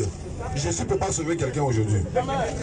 Selon la Bible, selon Jésus lui-même et selon Dieu. Donc Dieu a son ancien, il a son nouveau. On ne parle pas de Dieu, on parle de Jésus. Non mon frère, Dieu là, en fait, il n'y a pas son ancien, il n'y a pas son nouveau. Calmez-vous. Calmez-vous. Il veut comprendre. Tu veux comprendre. En fait, Dieu, il n'y a pas son ancien, il n'y a pas son nouveau, mais les enseignements de Dieu là vont dans l'ancien et dans le nouveau. C'est-à-dire que Dieu ne l'a pas actualisé, quoi. Tu vois. Mon frère, parce que regarde, tu ne peux pas dire, excuse-moi. Tu peux pas dire que ceux qui vivent Jésus n'est pour pouvoir être pardonné. Enfin, tu faisais comment? Tu devais brûler un animal qui a du sang. Tu viens voir le principal sacrifice. Voilà. Il alimente l'animal. C'est comme si l'homme était pardonné. Oui. En ce temps, ça c'est ce que moi ici, c'est pas si c'est vrai. Hein. Oui. Dans le temps, c'est comme ça l'homme était pardonné. Oui, même si tu ne sais pas si c'est vrai, mais est-ce que au moins tu es... Quand tu dis quelque chose, je veux dire, tu ressuscites la chose. Ce qui veut dire que ça se faisait dans le temps. Pour être pardonné dans le temps, il fallait brûler, tuer l'animal, n'est-ce pas? Est-ce qu'ils étaient pardonnés ou pas? Ils étaient pardonnés. Ah, donc, on n'avait pas besoin de Jésus. Oui. Donc, c'était dans le passé. Maintenant, au temps de Jésus, est-ce qu'on avait besoin de tuer les animaux? Non, n'est-ce pas? Parce que... Est-ce qu'on avait besoin de tuer les animaux? Au temps de Jésus? Oui. Avant ou bien après sa mort? J'ai dit au temps. Au temps de Jésus? Oui. On tuait les animaux? Quand après sa mort, qu'ils ont dit il est mort à la croix pour les chrétiens. Bon, pour tout le monde. Bon, d'accord. Moi, il ne sait pas. D'accord, toi tu dis après sa mort, d'accord. Donc après sa mort, là, on ne devait plus tuer les animaux. Oui. Donc les animaux étaient devenus anciens, non? Oui. Pour Jésus, étaient devenus nouveaux. Voilà. Maintenant, au temps de Mohammed, là, on ne tue pas animal. On ne croit pas au sang de Jésus. On dit seulement de la bouche et puis on croit du cœur, c'est fini. C'est une mise à jour. Voilà. Tu as tout compris. On appelle ça mise à jour. Non, mon système. Mais tu n'es pas à jour. Hein? Toi, tu n'es pas à jour. Il n'a pas encore reçu la mise à jour en tout cas. Ah, ben donc, c'est pas la mise à jour. Allons pour la mise à jour. Allons pour la mise à jour. Jésus, il est quoi pour toi? Alors ça. Selon moi, Ça a commencé. Jésus. Bon, parce que ça, c'est une histoire un peu truc. C'est une simple question. Jésus, il est quoi pour toi? Jésus, selon moi, c'est le Fils de Dieu. Oh, que Dieu est le Père, il est le Fils, il est le Saint-Esprit. Donc Jésus est quoi? Bon, il est les trois ensemble. C'est Dieu. Selon toi, non? Oui, selon moi. Maintenant, et selon Jésus lui-même, il est quoi? Là, il ne sait pas. Mais il est pas là. On va lui demander. Hein? Tu n'as pas cherché à savoir aussi. Jésus a dit dans Jean 4, verset 25. Le Messie dont tu attends, la femme samaritaine, là, c'est moi le Messie. Oui. Il dit le Messie. Oui. Le Messie signifie chez quelqu'un que Dieu a choisi pour envoyer. Oui. Donc c'est un envoyé de Dieu. Tu es d'accord que Jésus c'est un envoyé de Dieu? Je suis d'accord. Il n'est pas Dieu. Hein. Il n'est pas, mais accepte la mise à jour. Il faut dire il n'est pas Dieu, ça fait quoi? Il est le Père, il est le Fils, il est le Saint-Esprit. Jésus il est le Père encore. Lève ordinateur, tu connais la Bible. Tu sais que dans la Bible, il y a un verset qui dit Jésus est le Père, il est le Fils et il est le Saint-Esprit. Ce verset-là n'existe pas dans la Bible, mais il y a un verset dans la Bible qui dit, c'est Matthieu 28, verset 19, Jésus dit, allez par tout le monde et faites-en de mes disciples en les baptisant au nom du Père, du Fils et du Saint-Esprit. Il n'a pas dit je suis le Père, le Fils et le Saint-Esprit. Il dit de les baptiser au nom du Père et du Fils. Non mais mon frère, excuse-moi, tu as dit que Jésus est le Père. Hein? Selon moi. On va demander à Jésus. On lui demande. Jean 14, 28. Heureusement que lui vit au travers des Écritures. Jean 14, verset 28. Vous avez entendu que je vous ai dit. C'est Jésus qui parle, hein? Je m'en vais. Il dit je m'en vais. Et je reviens vers vous. Je vais revenir vers vous, mes disciples. Si vous m'aimiez, si vous m'aimez, vous vous réjouirez. Vous allez être content parce que je vais de ce que je vais au Père. Car le Père est plus grand que moi. Car le Père est plus grand que moi. Moi, Jésus. Il n'a pas dit le Père et moi nous sommes égaux. Il dit le Père est plus grand que moi. À l'école, là, quand on appelle CE1, là, on a appris les signes plus grands, plus petits et puis égal. Plus grand, c'est jamais égal. Et plus grand n'est jamais plus petit. Est-ce que le Père vraiment... Attends mon frère, il n'est pas fini. Est-ce que vraiment le Père est plus grand que Jésus? Ce qu'il a dit, c'est ça. Le Père est plus grand que Jésus. Le Père est plus grand. Attends. Le Père est plus grand. Ouais. Maintenant, qui est le plus petit? C'est le Fils. Maintenant, pourquoi tu dis que le Fils, c'est le Père? C'est parce que moi, affaire de Dieu, c'est insondable. Moi, je sais juste de comprendre. Je suis d'accord avec toi. Tu sais que dans la Bible, lorsque Jésus était sur la terre, et puis il était les ses disciples, il s'est passé comment formuler sa voix. Ils ont demandé un truc à Jésus, et puis il a dit, pourquoi vous cherchez-vous le Père, or qu'il est près de vous? On dirait un truc comme ça, quoi. Oui. C'est le verset que veut que tu fasses ressortir. Oui, mais quand il dit, quand vous voulez, il a dit par exemple, si vous demandez quelque chose à mon nom, je vous le donnerai. Okay. Il a aussi dit, celui qui m'a vu a vu le Père. Oui. Il a aussi dit, je suis le chemin, la vérité et la vie.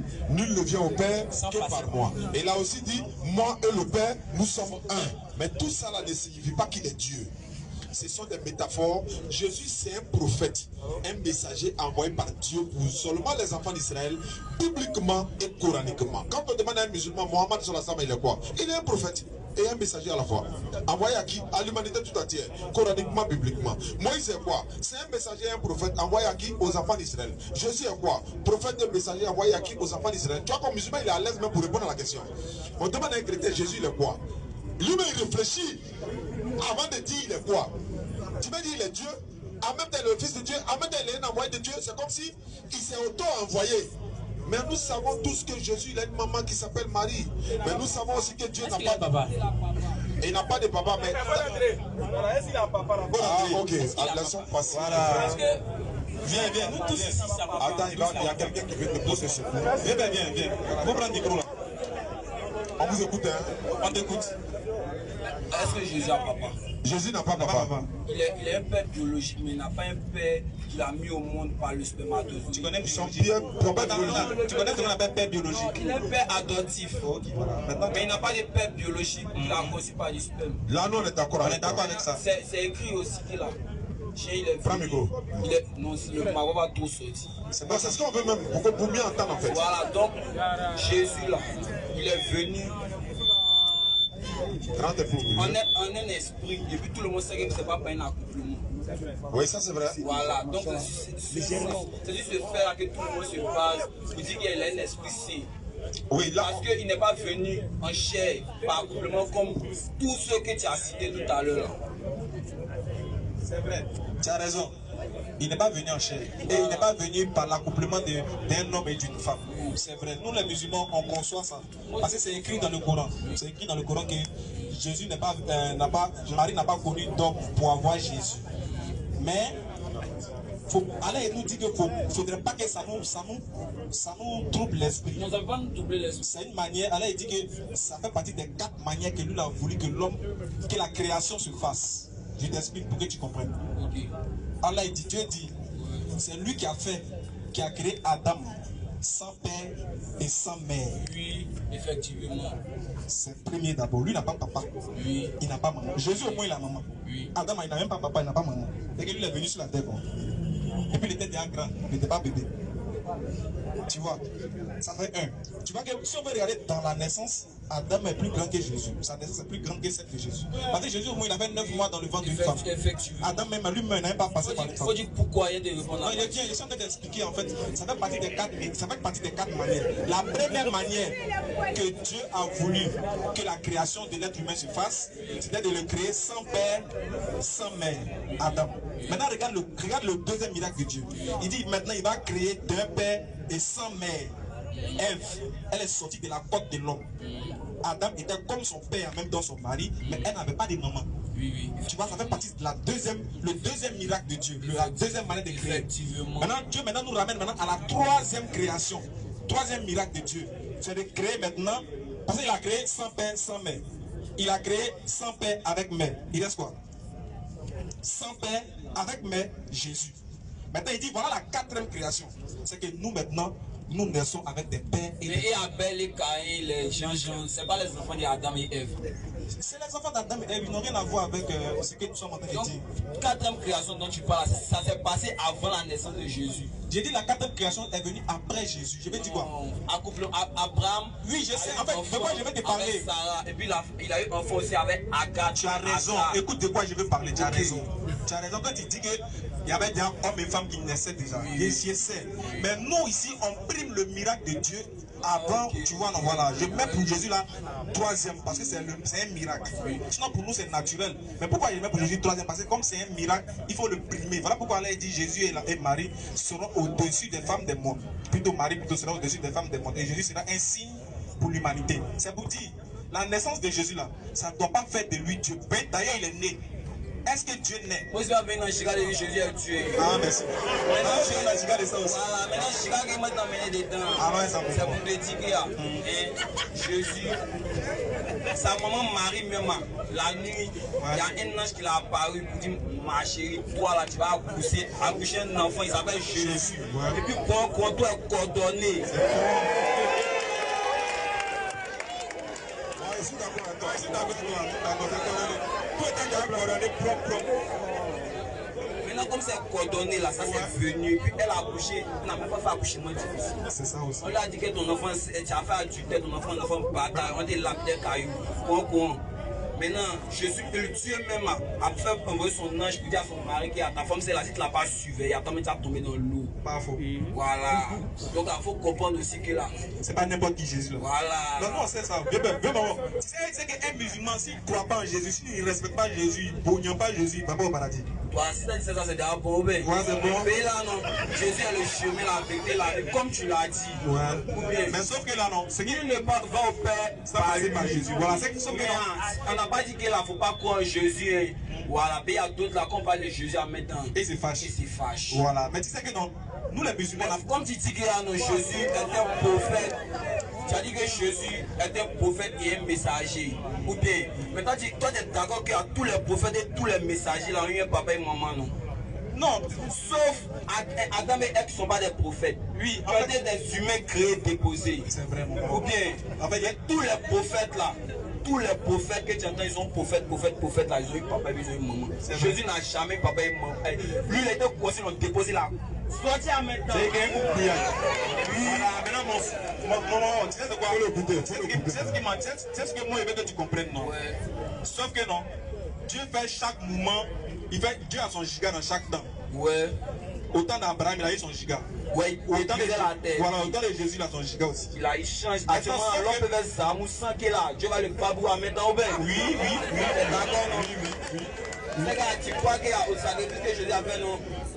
Non, en fait. Et c'est à cause de ce sacrifice-là aussi, là, que Dieu babou pas la terre. Et là, il peut babou. Mais mon frère, il veut savoir, il faut l'écouter un peu seulement, un peu. C'est pourquoi Dieu babou pas la terre. Parce que Dieu, là, il est riche en bonté, très lent à la colère, mais précis. Attends, je viens. Dieu dit, hein, on a fait tous nos mouvements. Ouais. Lui sait où il va nous dire, parce qu'il a envoyé un dernier messager pour nous parler de sa part. Comme il a envoyé un dernier messager là, c'est pour nous dire que le moment où il va nous battre n'est pas loin. Sauf que chez Dieu, c'est ce que Dieu dit. 1000 ans de ce que vous comptez sur la terre est égal à un jour auprès de moi. Ouais. Donc on n'a même pas encore fait 1000 ans sur la terre. On est pressé pour que le rendez-vous de Dieu arrive. Dieu dit, vous savez qu'après la naissance de Jésus, on avait 2000 ans sur la terre, non?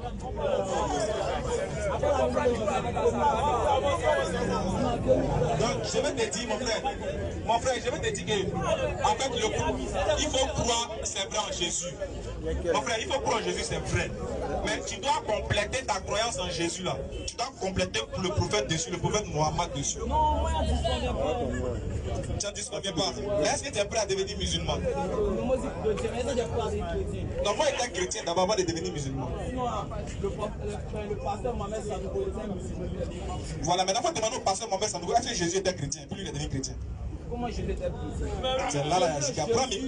Prends le micro. Jésus, c'est de Jésus qu'est venu le christianisme. Est-ce qu'il lui-même était chrétien? Voilà, il était nazaréen. Il n'y a pas le mot chrétien. Donc il n'était pas chrétien. Le mot n'est pas chrétien. C'est pour dire que ceux qui suivent Jésus sont chrétiens. Est-ce que Jésus était chrétien? C'est quelle question ça? C'est ça. Est-ce que Mohamed était musulman? Oui. Dans le Coran. Parce que là, pour Jésus, c'est que c'est là. Toutes les prières qui sont issues du Nouveau Testament. Tu dis que Jésus n'était pas chrétien, non? Tu as demandé est-ce que Mohamed était musulman? On dit oui. Maintenant, est-ce que Jésus était chrétien? Ça, c'est non.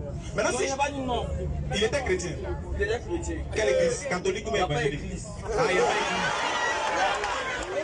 La première église que Jésus a faite là, c'est la première fois où il a fait la prière qu'on dit notre Père qui est aux cieux. C'est là qu'il a assemblé ses enfants, ses amis et ses enfants. Il a fait ça dans quelle église? C'est dans la rue, dans notre frère, c'est quand il a fait la première église. Première église là? Oui. C'est quoi on appelle l'église d'abord? Voilà, c'est un ensemble de personnes qui prient. Voilà, bon, l'ensemble des personnes qui prient là. Oui. Hein? Est-ce que Jésus les a fait appeler chrétiens? Jésus les a fait appeler enfants du Christ. Et non, c'est la suite. Christ qui est fâché. Venez. Christ, ça veut dire chrétien.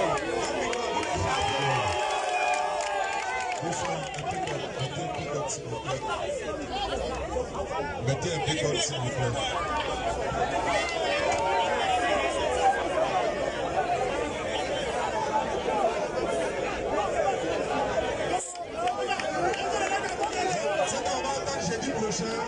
Jeudi prochain, c'est mieux. Voilà.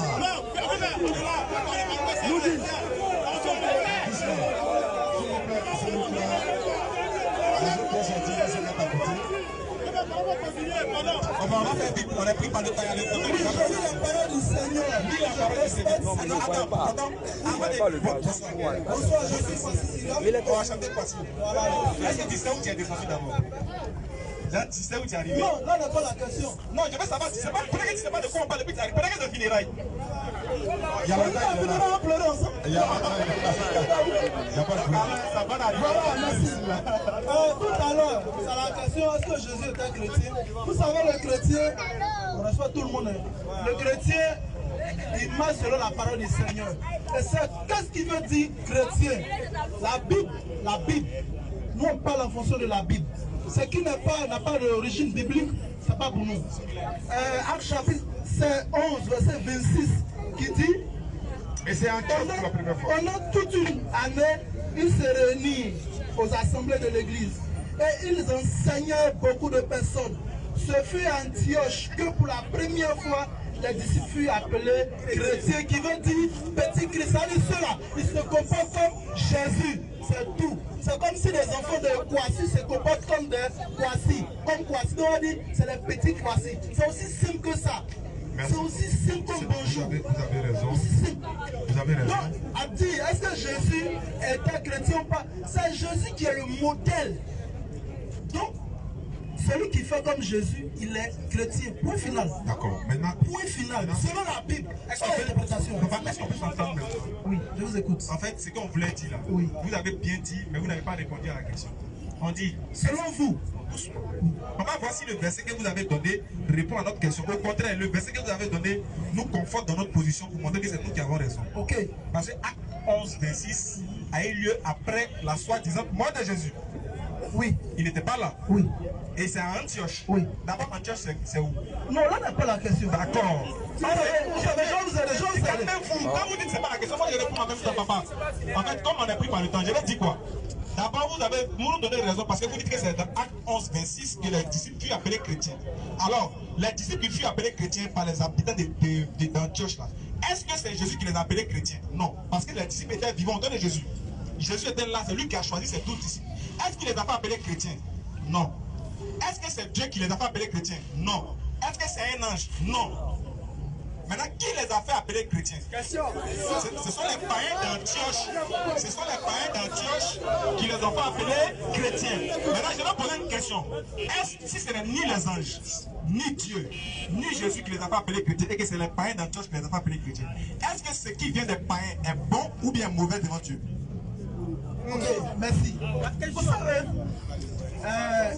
des païens appellent des personnes chrétiennes, on va dire chrétiennes. Pourquoi? Parce que ces personnes ont vu en Jésus un modèle, une référence, un homme de paix, un homme d'amour, qui formait les disciples. Et ils sont vus que des personnes qui étaient violentes, des personnes qui avaient une mauvaise vie, des personnes qui n'étaient pas des personnes responsables, ont commencé à changer et ont commencé à se comporter comme cette personne qui était une référence, on dit sont des chrétiens. Sinon Jésus appelle ceux qui le suivent des disciples. Et ce qui me plaît chez vous ici, ce qui me plaît, c'est que je vous dis merci, merci du fond du cœur. C'est gentil. Voilà, du fond du cœur parce que c'est je crois la deuxième fois que je viens du boulot, je vous vois. À chaque fois que je passe, vous prenez beaucoup de temps de parler de Jésus-Christ. Je suis heureux parce que vous prêchez Jésus. Vous prêchez Jésus. Je ne peux pas voir Orange venir faire publicité de MTN ici. Je ne peux pas voir Mou venir faire publicité de MTN ici. Ça veut dire que si vous venez, prenez la peine d'enseigner le Coran. Et vous ne le faites pas. Vous prenez la peine d'enseigner la Bible. Je bénis votre vie. Parce que vous savez que la Bible est la vérité. Vous le savez très bien. Vous niez. Mais le Seigneur va vous tenir. Merci pour le bon travail. Bon travail. Merci pour le bon travail.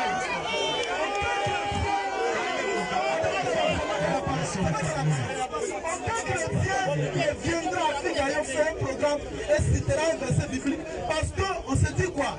Si je m'en vais après la médecine, je n'ai rien à voir avec la comptabilité. Il faut prendre le temps d'enseigner la médecine. Vous verrez plein de programmes ici, les gens enseigneront la Bible. Et je vous dis merci. Continuez d'enseigner Jésus. Et tous les musulmans ici, acceptez Jésus. Parce que c'est la vérité. C'est la vie. Merci. Vous restez, vous allez l'écouter. Pour le respect, pour le respect, vous allez rester quand même. Voilà. Je vais vous préciser une chose. D'abord, vous nous bénissez, nous recevons la bénédiction. S'il vous plaît, écoutez, s'il vous plaît. Voilà, nous recevons la bénédiction. Nous disons amin à votre bénédiction parce que nous, musulmans, nous devons prêcher Jésus. Et nous prêchons l'authentique Jésus. Pas le Jésus, Dieu, fils de Dieu. Donc, merci de nous bénir. Parce que grâce à nous, les gens ouvrent les yeux et arrivent à comprendre qui est le vrai Jésus. Claire. C'est que tu il y avait de te donner des ministres, mais pas l'argent. Allez-y, de nous bénir. Maintenant, ça peut vous dire, nous musulmans là, quand vous allez à la mosquée, vous n'allez pas entendre verset biblique là-bas. Nous sommes dans un domaine qu'on appelle la religion comparative. L'interreligieux. L'interreligieux. Et dans l'interreligieux, on parle de tout. Et les premiers à être aptes à écouter notre. Non, voilà,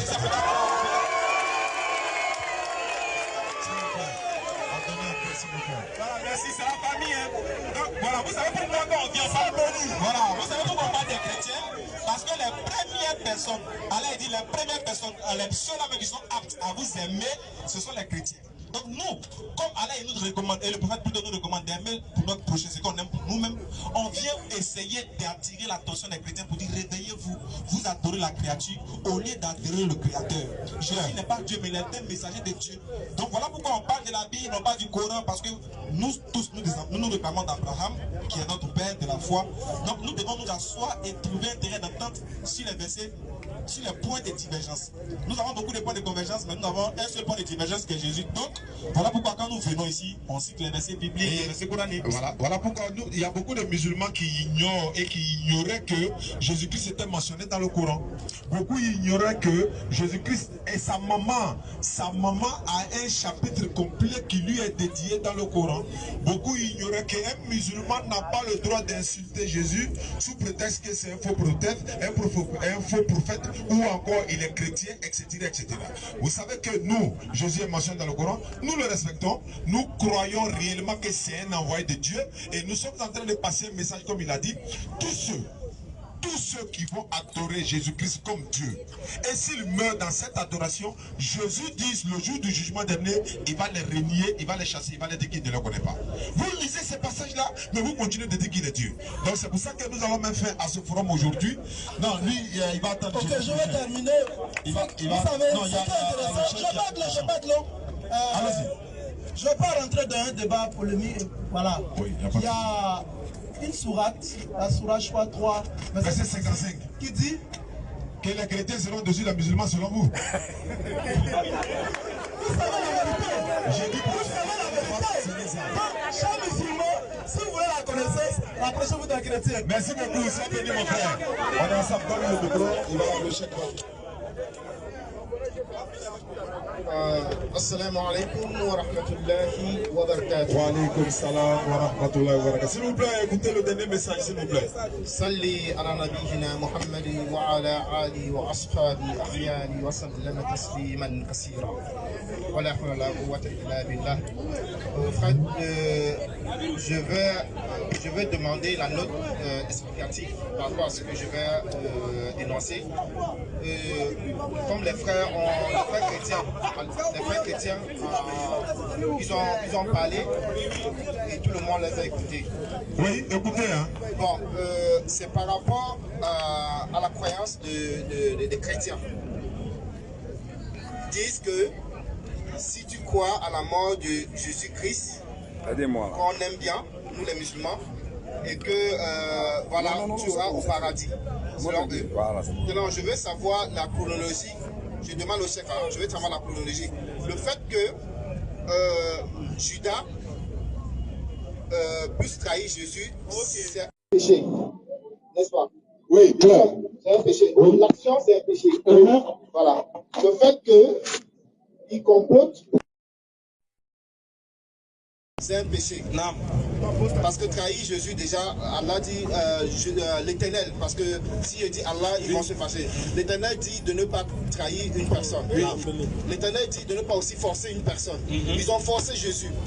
L'éternel dit de ne pas verser de sang. Parce qu'on a dit tu ne tueras point. Oui, oui. Voilà. Ils l'ont cloué sur la croix. Selon eux. Selon eux, ils croient ça.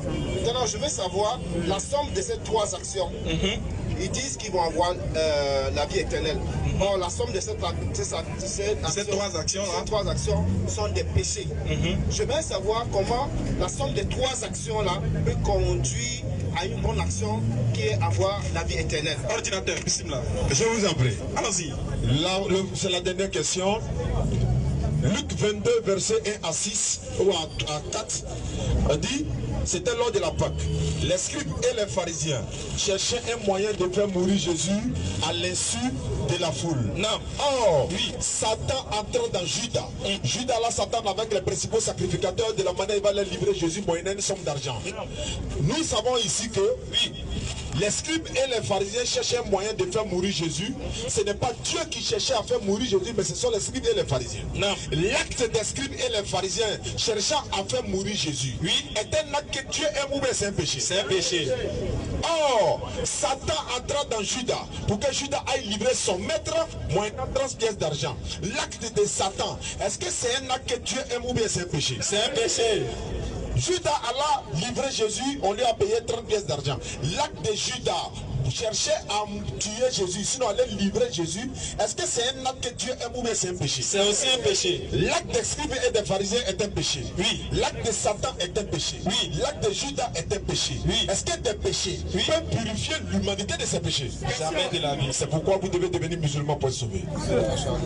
La dernière question, c'est que dans Actes des Apôtres 7, verset 55, Étienne, qui est... Parce que les chrétiens, quand tu les poses en question, ils disent que tu n'as pas le Saint-Esprit. Exactement. Voilà. C'est que je ne vois pas dans ce monde jusqu'à maintenant, à part le passage de professeur Sallah, quelqu'un qui est purifié de Saint-Esprit que Étienne. Oui. Donc il n'y a personne qui peut parler mieux qu'Étienne. Il avait le Saint-Esprit. Il avait le Saint-Esprit en lui. Voilà. Il a dit qu'il a regardé au ciel et il a vu Dieu et Jésus. Et Jésus était à la droite de Dieu. Oui. Maintenant, je veux savoir qui est à la gauche de Jésus. Question 1. Ah, bon, ça va. Il faut que tu aies le Saint-Esprit pour répondre à ça. Non, je demande ça à mes frères. Oui, Inch'Allah. On vous dit merci d'être venu et on se dit rendez-vous jeudi prochain. Rendez-vous samedi. Samedi, bismillah. Rendez-vous samedi au quartier millionnaire de 19h à 20h. Donc c'est chaque jeudi, nous sommes là. Et San Pedro, nous serons à San Pedro, Inch'Allah, en passant par Gagnoa pour aller à San Pedro. On va peut-être faire un jour à Gagnoa, Inch'Allah, et puis 3 jours à San Pedro pour venir. Quand la date sera fixée, on va vous informer pour ne pas que vous venez et puis vous n'allez pas nous trouver. Salam alaikum à tous, c'était la Dawa dans la rue. À la prochaine. Merci beaucoup.